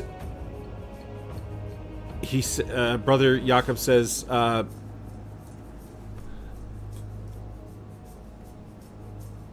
Thora, and I've assumed you've introduced yourself at this point, so he'll say, Thora, please tell everyone gathered here, and myself again, how you found Brother Graydon. So, as everybody looks over at Thora, everybody finally gets a good look at her. They see a tiefling, a vibrant red skin, barbarian clothing on, leather bracers, leather breastplate, long ivory hair, braided in intricate little woven braids, shaved head. You can see bright blue markings on her face, bright orange eyes. You can see the hilt of a great sword over one shoulder and then the blade of a great axe over the other. But the most, of course, shocking and stand-out appearance of her is her giant, intricately twirled horns. To let everybody know that she is a tiefling. But she doesn't hide them. Why hide something that makes, who she is? Very proud of them. And all of you, I will just add to that, no one has ever seen anything like Thora before. So she goes into how she woke up that morning, how Brute, my horse, woke me up that morning. He spotted something out of the distance, and when I went over to calm him down and check to see what he saw, that's when your friend was kind of stumbling and running very haggardly and frantic to get away from these two frog monsters chasing after him. As I, going through my grazing period, the best thing to do was to help him out. So that's what I did. He mumbled and broken language, talked about an abbey and a bog, but he pointed here, and this is where I have found myself. I'm glad you knew him. I'm glad you know him, and I'm now glad he is able to get the care that he really desperately needs. You speak very well for the people of Galengard. Your people have been allies to ours for many, many years, going back to the founding of the kingdom. And you're an honored guest here, says Jakob. As you all know... I thank you. As you all know, Graydon went to Bloodhorn Bog to investigate an ancient shrine to Istus.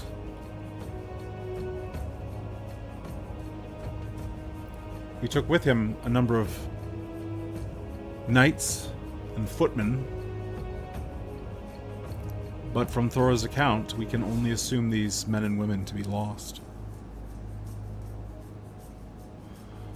The creatures you describe, I believe, are called Gig. And they are prolific in the Bloodhorn Bog, but are generally territorial, but I find it surprising that they would have chased him so far from the bog's borders.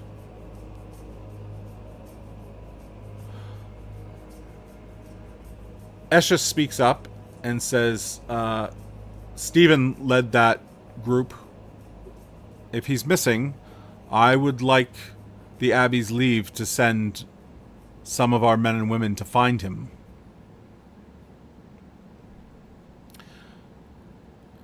And Jakob says, understandable. Let's first hear of what other news has been brought to our gates this morning. Vhagar, what does the king need of Darkwood Abbey? Well, first, Thorn, that was very brave. Throwing yourselves at someone in need selflessly and bringing them all the way back here. It's an honor to make your acquaintance. And he'll, shake Thora's hand. She'll kind of go in wide. Daps if you want. She'll swing her arm out wide and grasp his forearm and kind of like shake it. And I'm glad someone sees my teachings of my tribe. Or thank you. I am Vhagar, at your service. This is my squire, Jacques, Strapping. I am here in the service, in seeking audience with Jakob on behalf of the king. He's going to be married soon to, Mary Averin? Lady of Averin. Averin. Her name's Averin. Mary. My notes are really bad. That's okay. Averin. Oh, he's marrying Averin. He's married to Averin from Tylus, I believe. Yeah, as you say that, Jakob sort of fills that in. He's like, yes, we've heard of the king's planned nuptials. But a great honor he's asked you to marry them, and I bring like, I don't know, it's like not like necessarily a dowry, but the 1,000 gold pieces. I'll say, Jacob, the straw box. Okay. He quickly unpacks, feeling, you see that Jacques blushes, realizing he should have unpacked this already, and he quickly gets a strong box up on the table and opens it, and all those gathered there see it's filled with gold coins. A gift from the king for you and the abbey.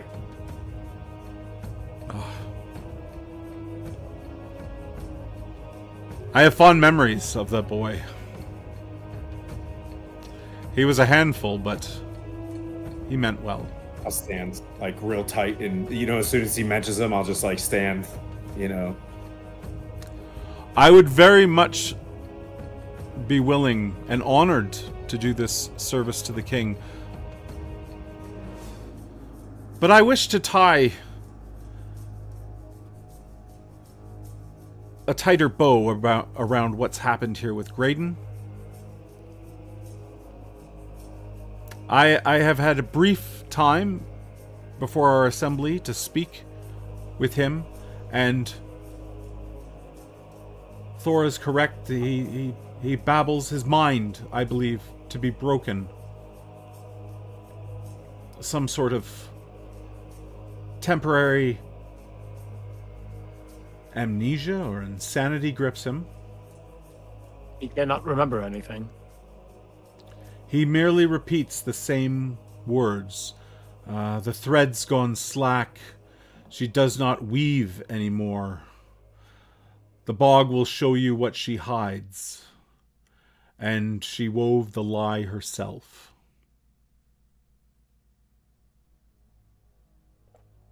I remember him saying it's all a lie. It's all a lie. He said that multiple times before I treated him. She does not weave the thread anymore.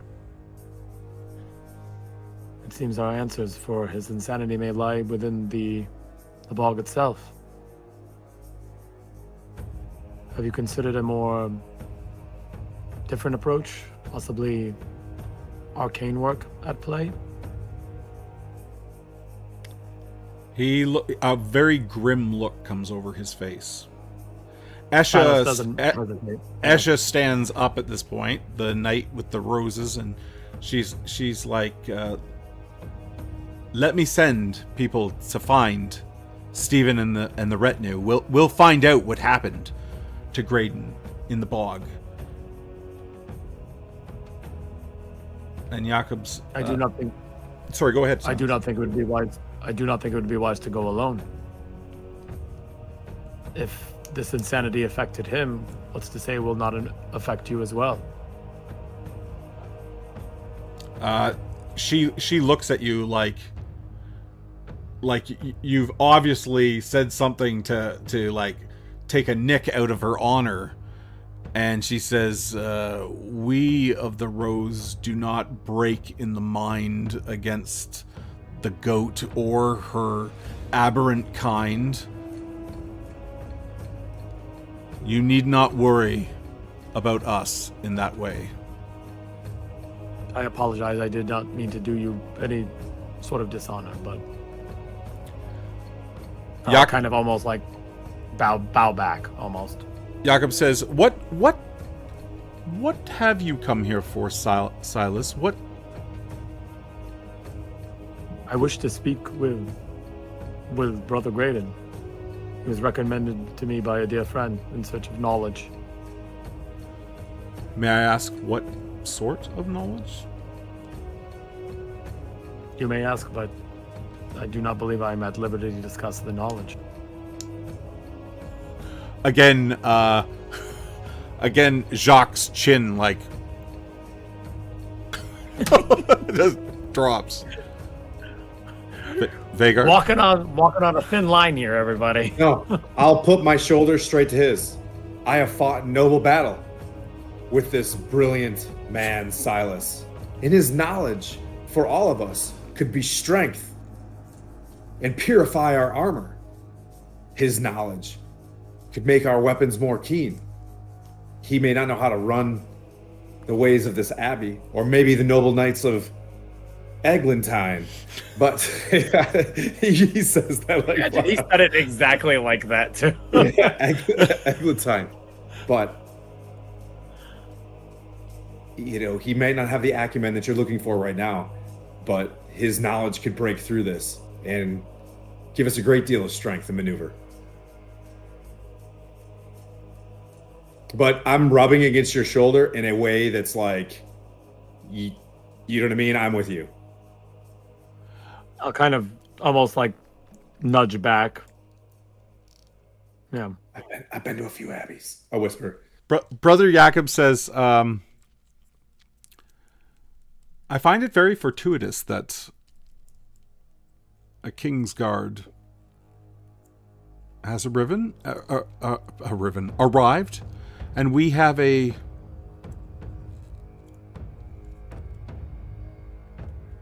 quite a problem to solve. Grenna, is it? And Jakob says, I understand you swore your oath last night. Thought I did.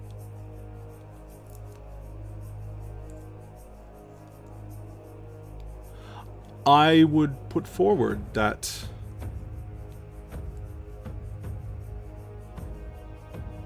we send Vhagar, Silas, and our newly anointed Grenna, and perhaps Thora would go with them to show them where she found Brother Graydon. Perhaps explore the edges of the bog and try to find out what happened there. The king has gladly donated 1,000 gold pieces to me, and I would give that to the four of you for doing this task.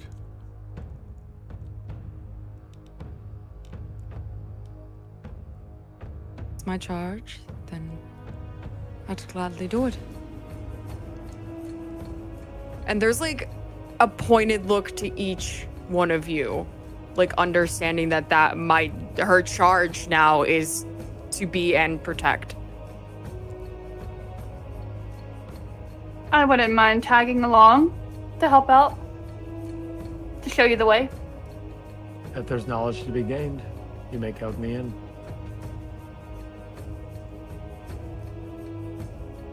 Jakob, you will return with me to join the king? I will return with you.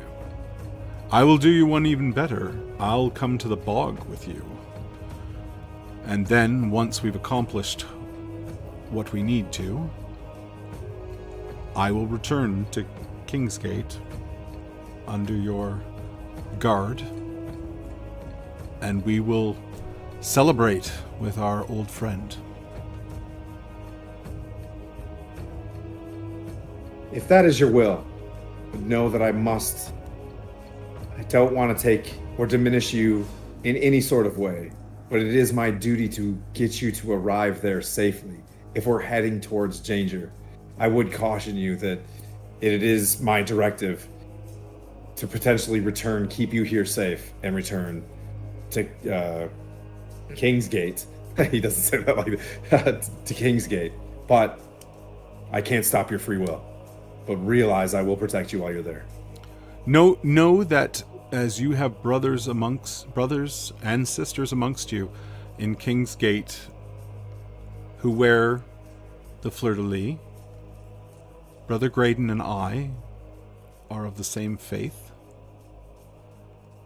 and I'm sure that you would come to their rescue and their aid as I intend to come to my brothers.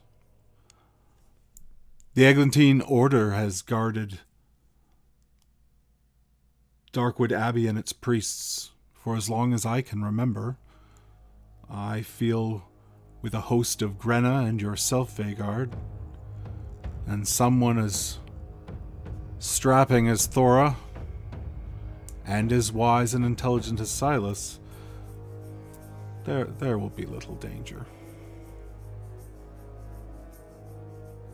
Désolé, I did not mean to overstep, but it's an honor to serve all of you and root out whatever potential evil is in this bog harming our people. Jakob then looks down the table at Jacques and says, besides, the boy has probably never been to the Bloodhorn Bog. Have you, boy? He's like, no, sir.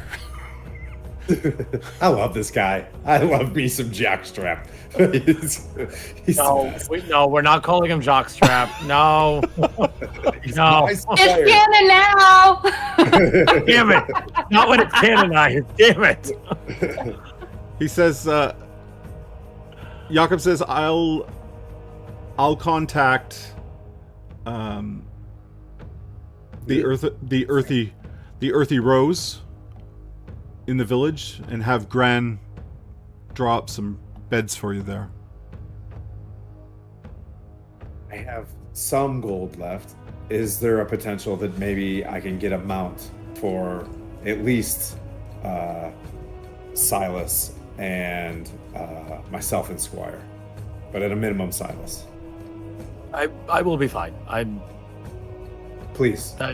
He my honor. he looks to Esha and says, can the order afford a few horses for all of us, as I would much prefer to ride as well? Esha says, of course, we'll make horses available, but I should warn you, horses will do you no good in Bloodhorn. More of an ambulance, if necessary. Fair enough. She looks across the table at Thora. I know that your steed is superior in so many ways. Do not take him into Bloodhorn. The ground there is soft and unpredictable. You could easily lose a horse. I saw this movie. Yeah. A train! It took me longer than what I wanted to say. I'm sad now just thinking of that scene. I want you to know. Thanks. What was the horse's So, name? Artax? would it be Artax? wise- Was I it the myself horse's to name? sleep tonight. Should it be? Yeah. Would it be wise to walk from here then? Because You can certainly make better time. He says the town of Tesnul, the mayor, well, I'm not sure mayor is the right term for him, but Roman is a good man, and I'm sure he would stable our horses. It would save a great amount of time if we were to ride there. What about if I could see if maybe my hometown would be able to service the horses while we are away? Grendel's a little bit closer, and if any emergency was to arise, we'd be closer to the horses I and wasn't. to the river to ride straight north. My apologies. I was not aware you were from Grendel. Aye, Well, been a long time. we can certainly ride the river's edge all the way to Grendel from Darkwood Abbey. Might be a little bit safer. An excellent idea, I think. I'm in awe of your wisdom, noble knight. And I'll shake your hand and be like, Vagard, might I have your name? Hey, it's Grenna. It's a pleasure Grenna. to meet you. It's an absolute pleasure to meet you. I hope that we don't face enemy, but and if we do, it's going to be an honor to fight along your side. Aye, and yours as well. Jakob stands from the table and says, very well then, I'll have someone run down into town and have Gran prepare your beds. You can take the day to rest and this evening to share drinks and some good food. We'll see if Gran has some mead to share amongst you. I know she had a shipment coming up from one of the villages. Silas, if you would like to speak to Brother Graydon, I would ask that you remain behind, and we will see if you and I together can divulge any more from his words. That would be greatly appreciated, Brother Jakob. Okay, so with that, the group here is kind of dismissed, and someone runs down into Thornton to the inn to tell the innkeeper Gran to make rooms. Grenna won't need one. She still has her place in the barracks and everything, but Thora and Silas and Vagard can certainly rest there. Brother Jakob then takes Silas and they move from the abbey into sort of like the dormitory where the clerics and priests stay, and you're brought to a very simple room where Brother Graydon, he's now been cleaned up, but he still has sort of a frantic look in his eyes. He lays on the bed in an almost fetal-like position, picking at his fingernails. And there are two stools and a table beside his bed, and Jakob comes in and motions for Silas to take one of the seats, and sits at the other. And he says, "Brother, this is Silas. He's with the Quill. He's come from Kingsgate. Might you tell he and I more about your journey?" And you can hear him just murmuring away under his breath those same phrases. "Thread's gone slack. She doesn't weave anymore. Thread's gone slack." Brother Graydon, does the name Astis ring a bell for you? Do you remember Astis? He sent you great regard. He looks at you with, you think, maybe a little bit of recognition.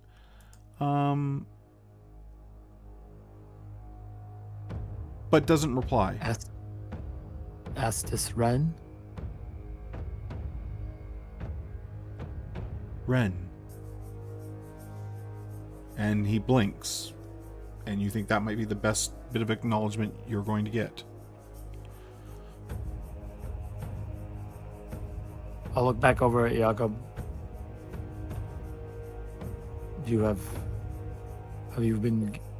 What have you examined him for? What were his injuries? Were they his of feet? The mind only? His feet were in bad shape.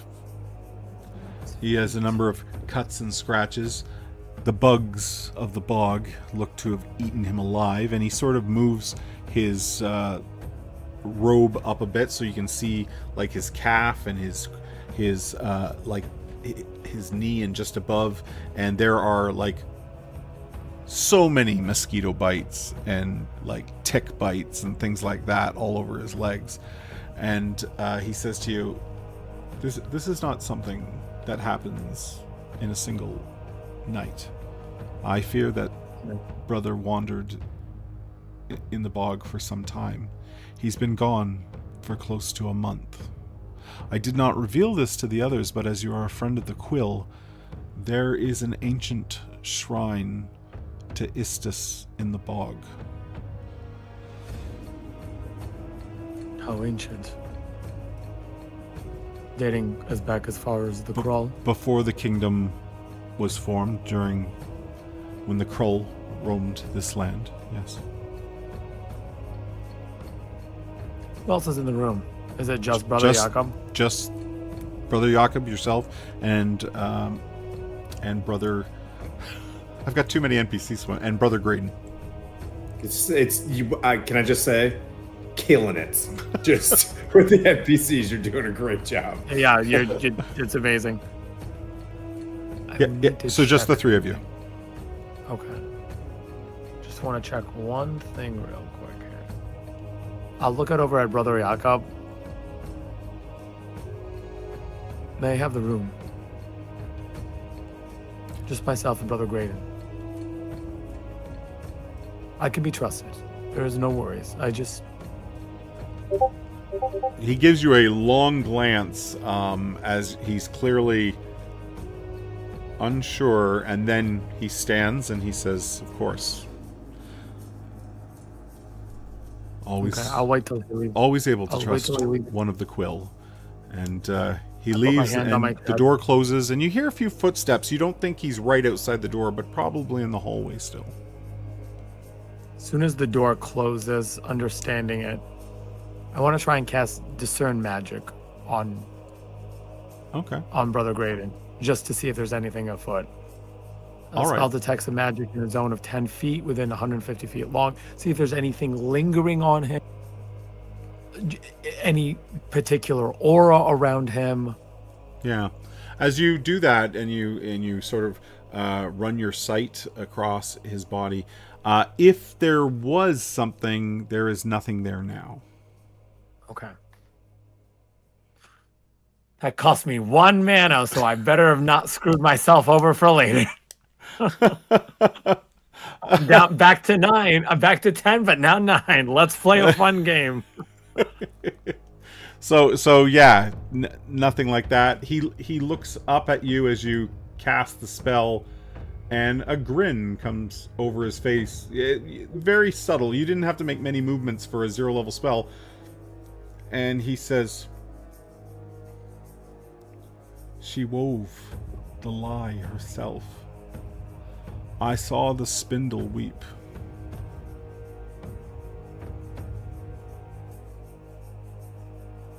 Blood weep. Who wove it? Istis? She that weaves. She that weaves. Istis wove it. She wove it. What did she weave? It's a lie. She wept. It's a lie.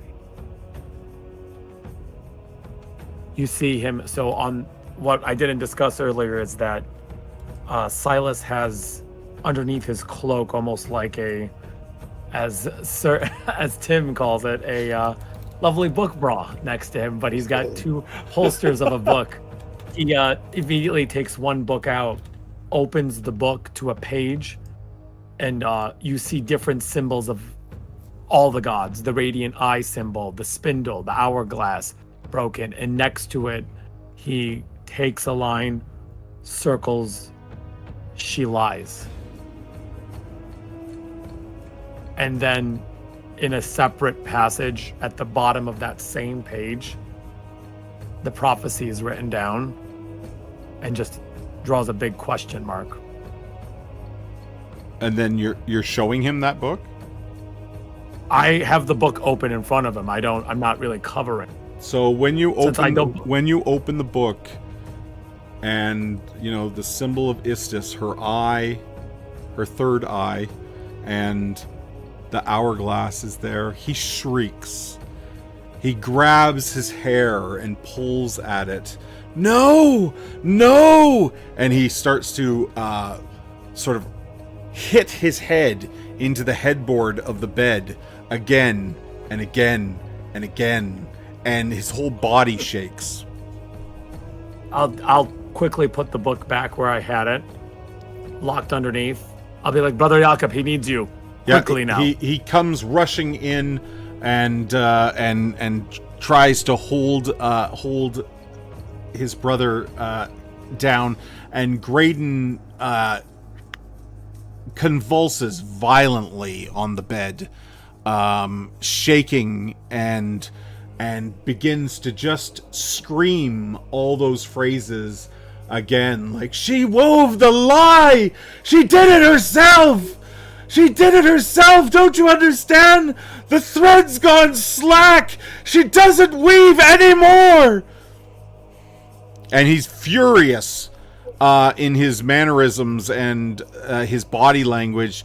And then finally, a few other men and women from nearby rooms come and help Brother Jakob sort of hold him still. And as they sort of smother him so that he can't really shake and hurt himself, he slowly calms down, and he's just whimpering in that sort of fetal position again. As they all come in and he slowly starts whimpering, calming down. I apologize. I may have pressed him a bit too much. What was it that pushed him to the brink? Questions on Istis.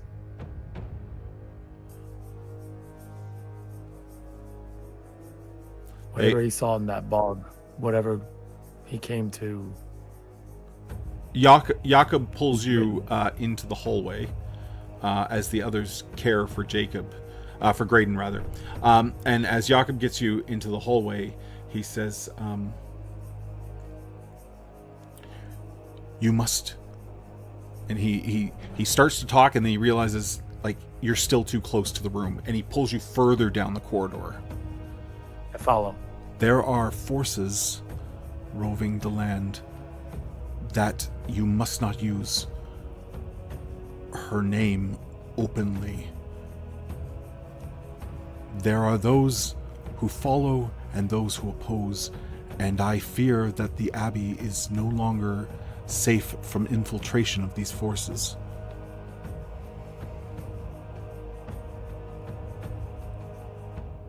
Go. What knowledge did Brother Graydon study?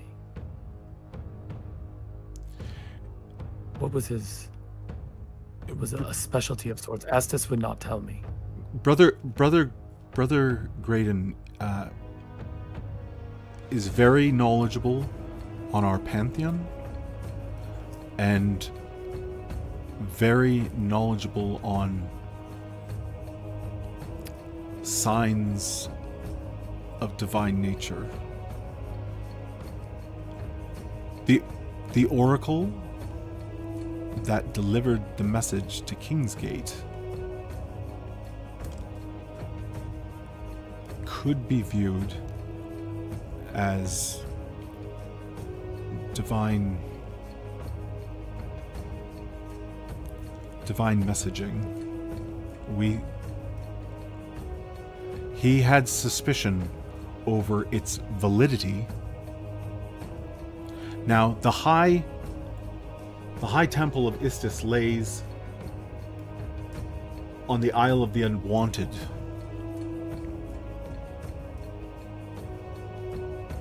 In the Bay of Tylus. But this was built much earlier than the one that lays in the bog. The one in the bog is older than the one in the High Temple. The Krull, the tribes of the Krull,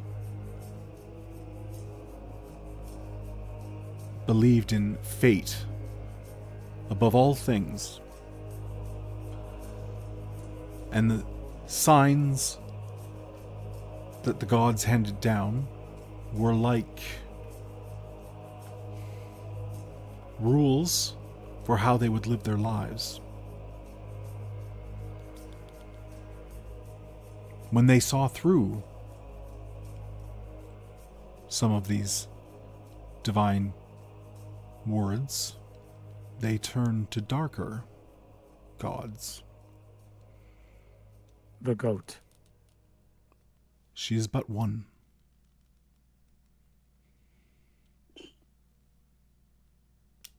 The pantheon is much larger than just the deities we know of, then.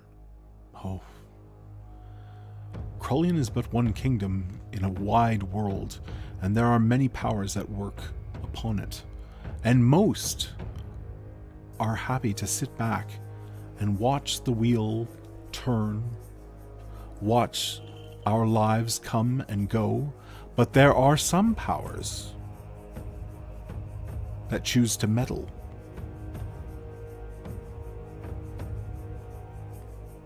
So it seems that Alpha. I read a phrase one time in a book. Estes showed it to me. The gods do not love us, but they watch. It seems that needs to be slightly amended then. This is true, though.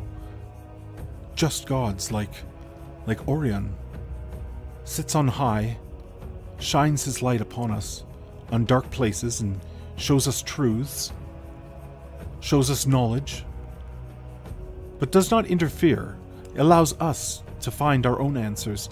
But there are some that do not operate that way. Istis's prophecy comes at a time. We will speak more. Agreed. I believe answers may lie within the bog.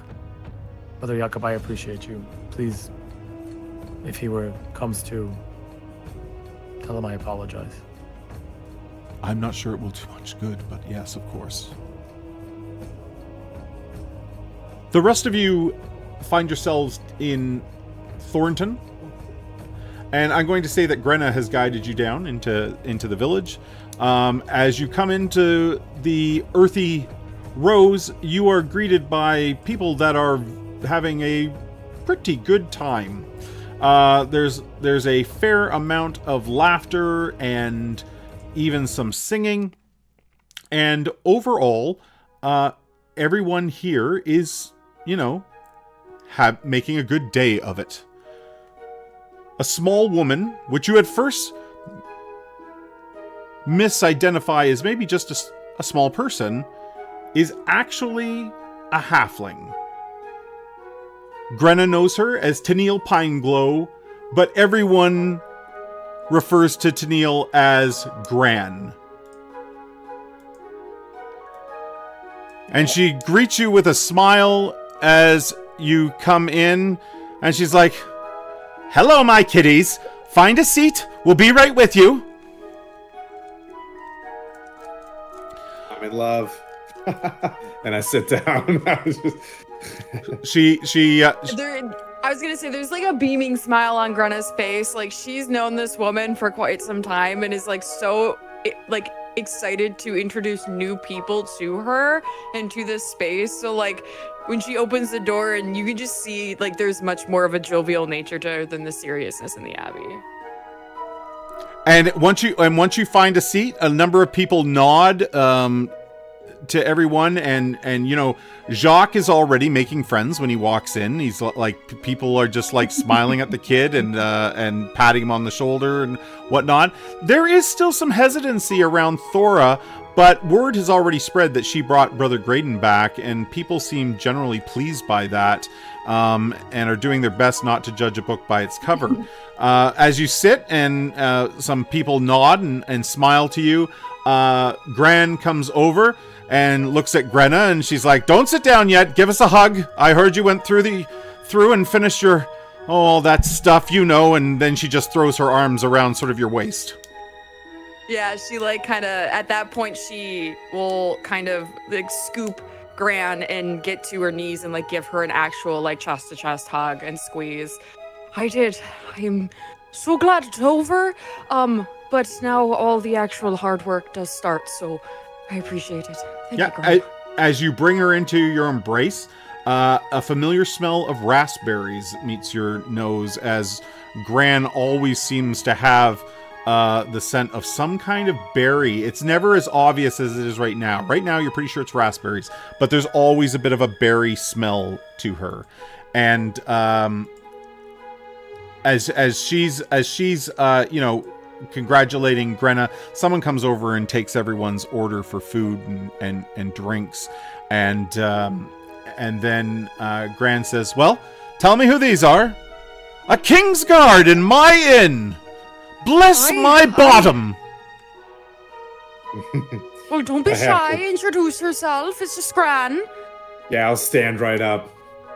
Such a pleasure to meet you. Any friend of Grenna is a friend of ours. What a wonderful town you have. She you notice that she blushes a little bit. She's like, "Oh, they grow them big and strong in Kingsgate, don't they?" Gran, behave yourself, please. "And you, my dear." This is my friend Silas. I'll just completely. Silas isn't there yet. Silas isn't there yet. Silas isn't there yet. But she turns to Thora and she says, "And you, my dear, you're, well, what can I say other than unique?" Well, I take that as the highest compliment. She gets down on one knee and she kind of like holds out her hand to shake Gran's hand, and she will look at her and say, "Thank you so much for this very pleasant meal. It's the best that I've had in a while." She's like, "No, thank you. My family is from Westbury, and during the Orc Wars, many were taken and ridden back to the pass on Wolfback. It was your people that came to our rescue, and I thank you for that. And you can notice she gets she gets a little teary. Well, just know that we are always willing to help whenever you need assistance. The riders, we will always have that great relationship. They say the riders of Galengard come in like a storm, but we welcome those rains, my dear, and you are welcome here in this inn. Well, I thank you very much on my ancestors' behalf. I really do appreciate you welcoming me regarding my appearance. I have felt most welcomed. She stands on a stool and she says, "Listen up! We've got a Kingsguard here, and we have a rider from Galengard, and Grenna is celebrating her oath. So y'all behave and buy them a drink." And everyone like raises a glass, and she gets down, and Jacques finally makes it to the table, and she's like, "And who's this boy?" Before he pipes up, like he's like about to say something, and you step in. Yeah. It's just that this is my noble squire and future fleur-de-lis himself, Kingsguard someday. Dear, sweet, quiet, calm, and humble Jacques. And I look square in his eyes. She smiles and elbows you, and she goes, "Quite strapping." Oh yes, Jacques. This is picking up. Might I call you the Berry Godmother? You can call me whatever you want. Oh, fantastic.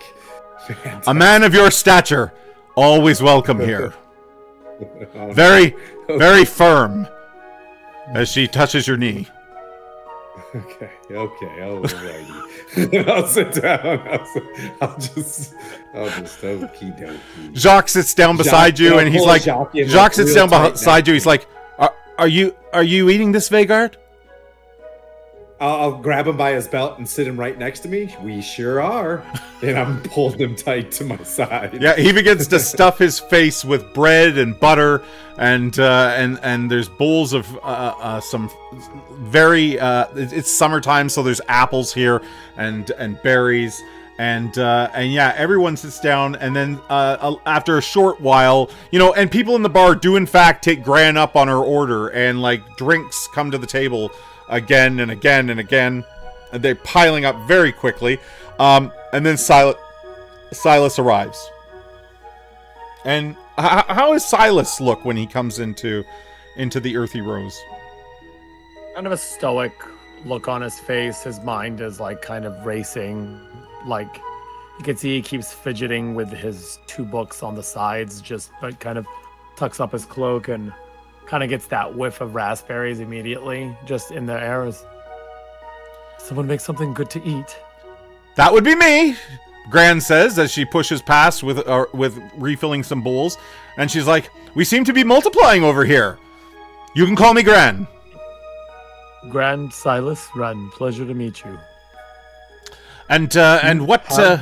You have sweets? Do you have pieces of pie? Do I have pieces of pie? Don't insult me, boy. Of course I do.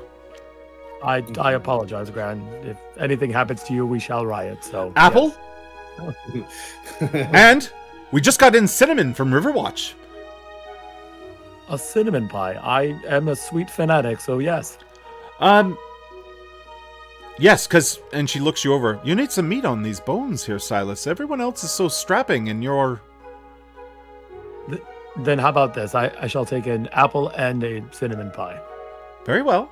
And she makes her way away, and sure enough, some pies come back, and the table smells fantastic, and the food and drink are equally, amazing.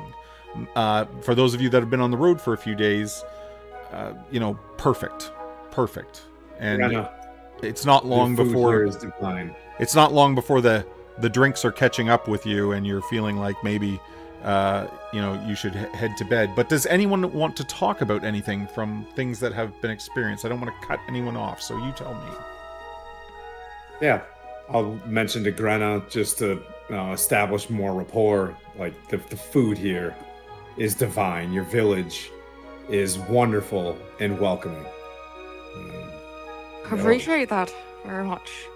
You see, Gran here does so much. She's like not just the Gran of the tavern, she's like the Gran of the whole kitchen caboodle. So thank you. And all of you get a feeling. All of you get a feeling like the way the village is laid out. Like the abbey was here probably first, but this was a stopping point on the way westward to Riverwatch, and Gran's Inn is probably the next oldest building in the village. Thora will look at Grenna and ask her, do you think Gren would be mad if I took 2 apples to give to Brute? No, and you like there obviously is a slightly drunken nature to her report right now. So she like leans over the table, and she takes 3 apples from the basket and says, "She will not care. She'll care more if you don't feed them the horses, the apples. Feed the apples to the horses. Do it." Well, I thank you. I will definitely have to thank her, later. Aye. So the night slowly begins to wind down, and one by one, you make your way up to your rooms, where you are greeted by sort of a not an elaborate comfort, but sort of a very homey comfort in the inn. It's sorry, Thor, go ahead. Thora will actually decline the room. She would like to sleep with Brute in the stables. She has never been apart from Brute. She's never slept apart from Brute. Then Brute then Gran sends you away with a quilt and says, just bring it back in the morning. I will make sure I return it in the manner that you have given it to me, and I appreciate you giving me this. Don't mention it. With that, everybody makes their way off to where they would where they find themselves most comfortable. Does Jacques get his own room? No, he can sleep with me. That's fine. Yeah, we can sleep in the same place. Okay. So you've got like a double room. Yeah, absolutely. So as he's sort of climbing into bed, he goes, Vagard. Chuck, as a matter of fact, if there was a single bed, I would let him sleep in the bed, and I would sleep on the floor to establish a sense of mentorship and humility. Travelers come through this way a lot, and Gran has rooms with multiple beds in them, so that's no problem. Okay. Yep, piece of cake. You can have the better. So bed. he's all like in his he's out of his armor, in his whatever pajamas type thing he has, and he's crawling into bed, and he looks at you, and he has for being a jovial kid all the time, he has a very serious look on his face suddenly, and he's like, Vagard, what if I freeze in the swamp? They say that some of the men downstairs say the gig are vicious creatures that don't give any sort of quarter. I mean, it's one thing to be a squire and I don't know that I'm ready to go to the bog. Well, our home is together now. We'll both go into the bog together. You didn't hesitate for 1 second as I missed that spider that you potentially saved me from. Do you remember? Instinctively, you slew the spider. The thing was enormous. It's just another spider, and another spider after that. And every day in this journey, in the king's service, is another spider, is another gig, is another dragon. Death is a certainty. We're forever together. Your speech has obviously touched him, but it also brings a realization to him. He's like, You don't think there's a dragon in the bog, do you? No. Well, who knows? But we'll stand side by side together, just as we'll stand side by side in front of the Berry Godmother tomorrow. Well, let's not think about that now. Let's enjoy the time we have in front of us and get good sleep. Because as they say, you're going to fight tomorrow, but don't lose sleep over it because you don't want to fight tired. he crawls into the bed at that point, and reaches under his bed, drawing forth a plate with one last piece of pie on it, which he eats in bed before falling asleep, and whatever tomorrow will bring. And I think that's where we'll wrap it for tonight. We'll put a button on it right there.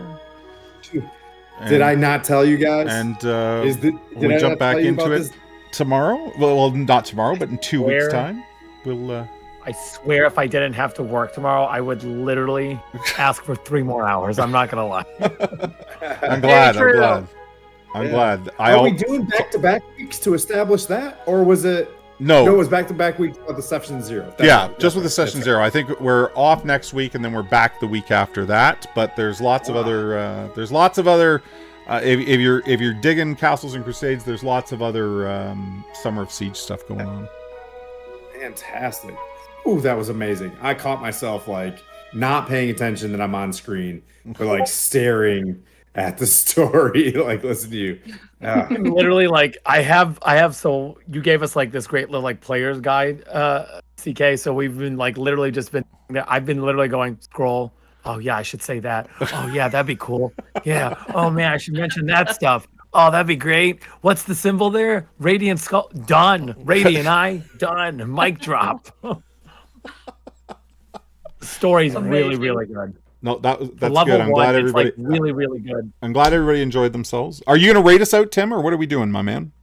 I will. We'll go to Guild Superior, who is I like also running Castles and Crusades in the Troll Lord Games thing. But if anybody has anything they want to say, any more pitches or whatnot, I'd like to keep the big party together. We got 28 folks rolling into Guild Superior, and that's some good.